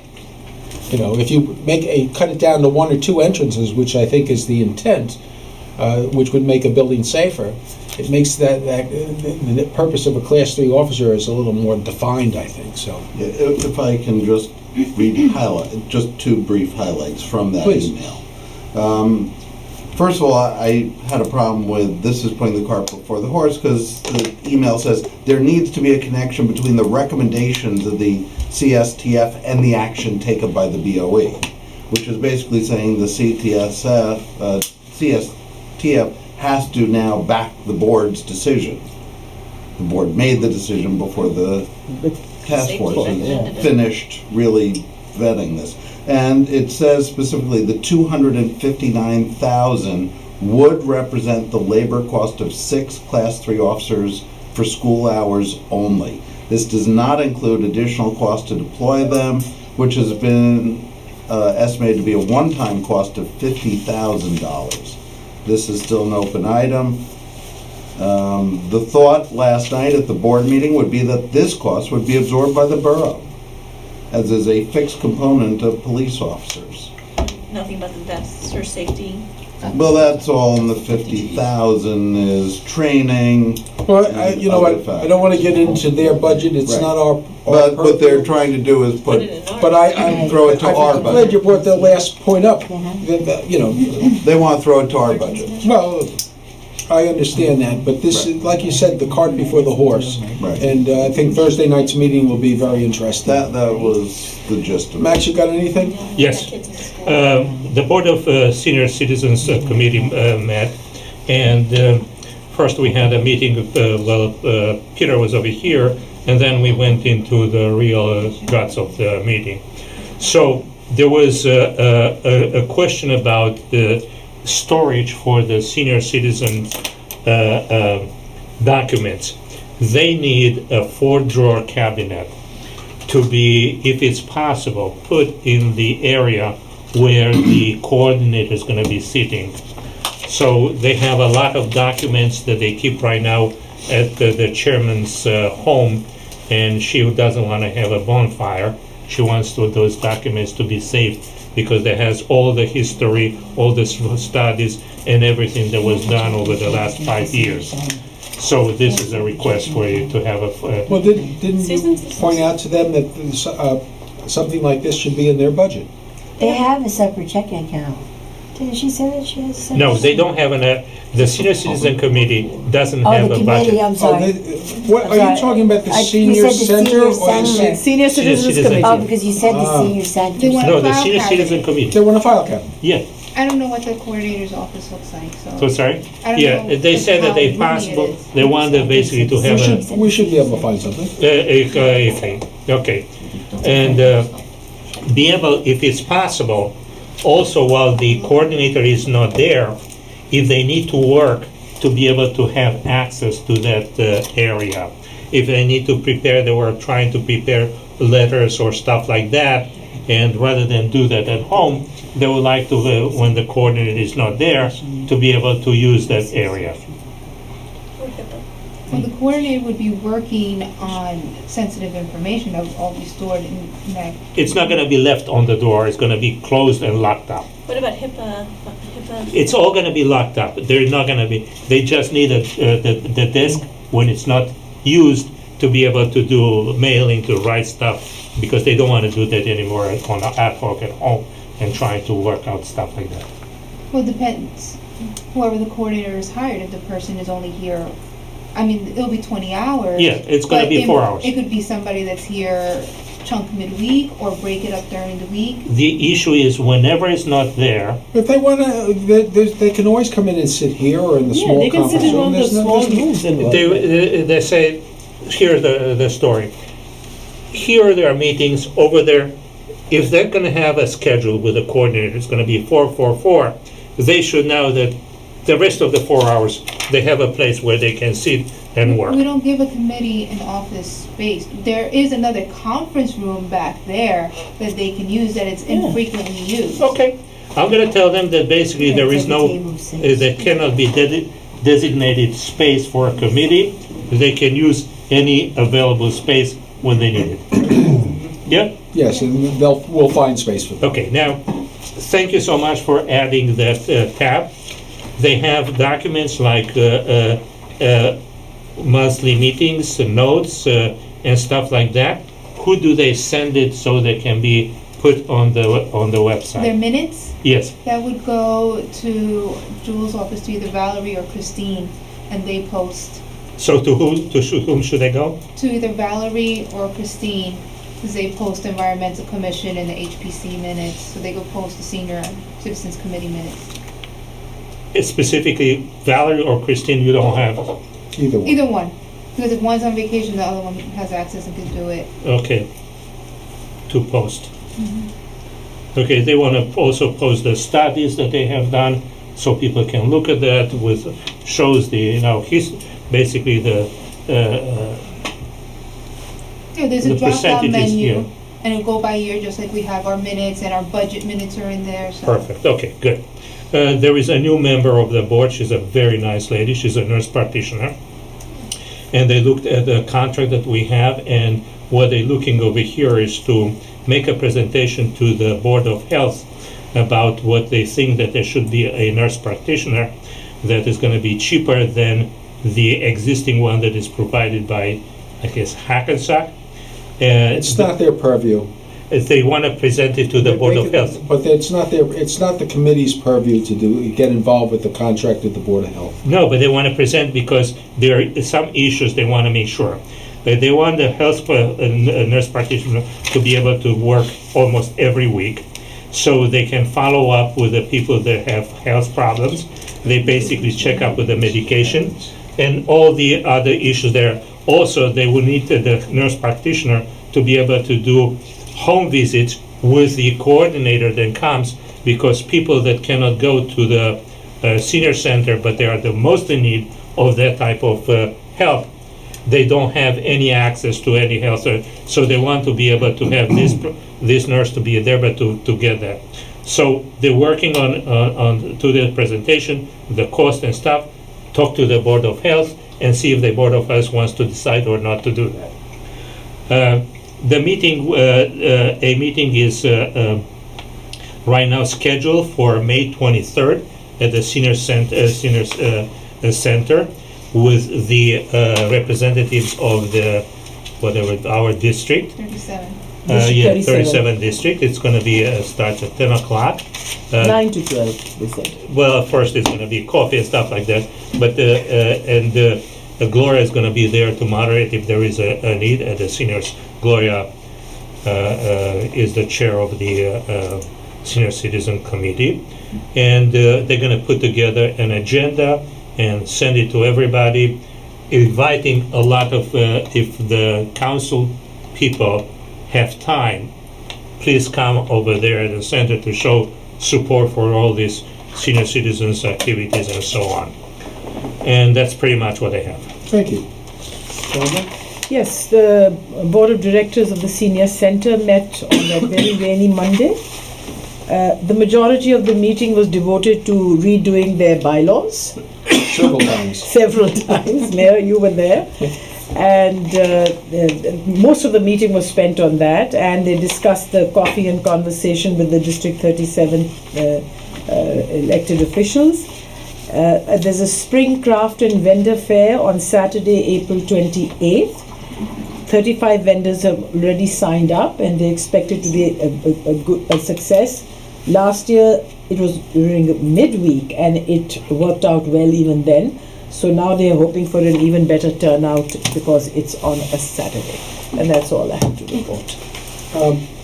I have nothing other than I want to pass this out. This is a flyer made up for May 2nd, our town hall meeting. Great. I was going to say, are we going to Mayor's Remarks? Because I have two quick... Are we going to what? Are we going to Mayor's Remarks? Because I have two quick committee reports. No. We go around. We're not finished with committee reports. You're next. In fact, you can start. I have no report.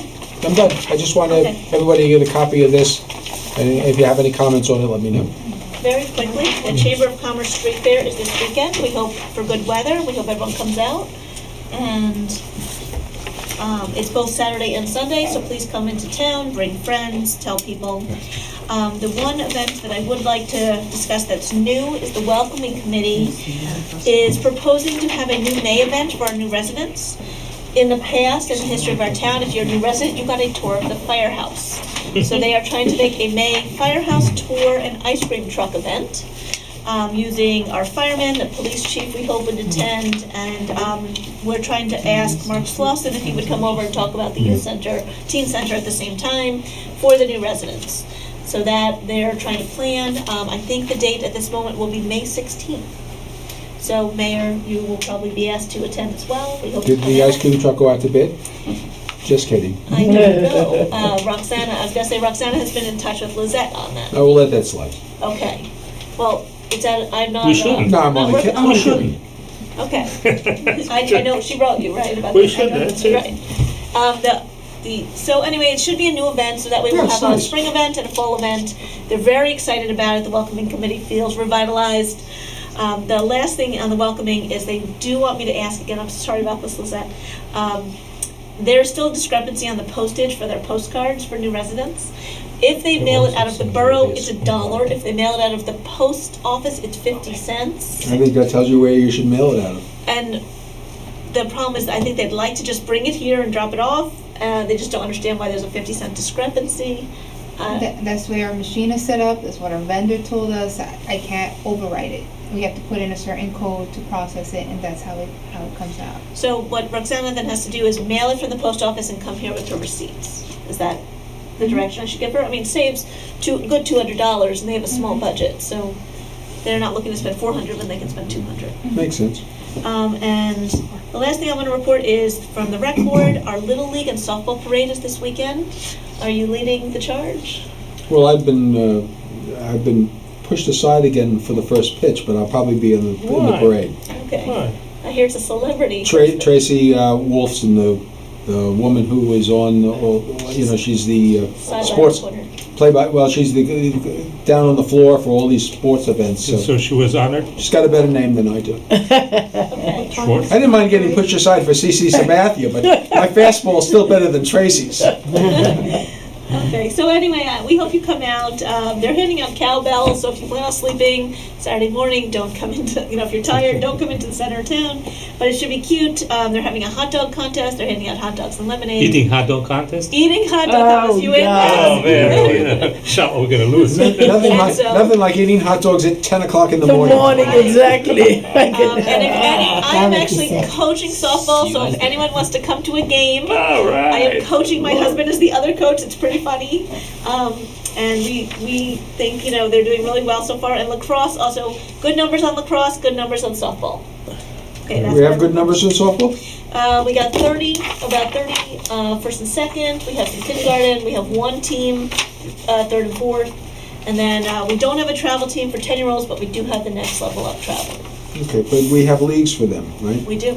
We do. We have games. We have away games in those towns. We're trying to build it back up. And that's everything. You have anything, Dan? This Saturday, Earth Day at Demers. NBD Demers, right? The high school right on Knickerbocker. Starts at 11, ends at 4, I believe. It's a nice event. I mean, every year it rotates. Last year it was in Gloucester. If the members of the council could come by, I think at least What the people. time does it start? 11 to 4. 11 At to least 4. the people at our booth would like to see you if, This interesting Saturday, stuff. right? I saw signs for it everywhere. Yeah. After you eat your hot dog, go to her. All right, if nobody else has anything else? Just as, Peter, for this meeting specifically, I think that we should coordinate. There are a lot of questions that we want to ask. Somehow for example, one of the questions with the Senior Citizens Committee after you left was there is a law, they're trying to pass a law right now to bail out PSE&G for their investment in the whatever nuclear plant, and they said, well, why? if we can kind of discuss a few of the items that are right now before the state, and would be good, so we know that we can cover all of them. I don't know if you want to do something like that, or what do you want to do? Well, there's a couple of ways you can go about it. First of all, we can let the three of them speak first, which I Yeah, think absolutely. is right. And then,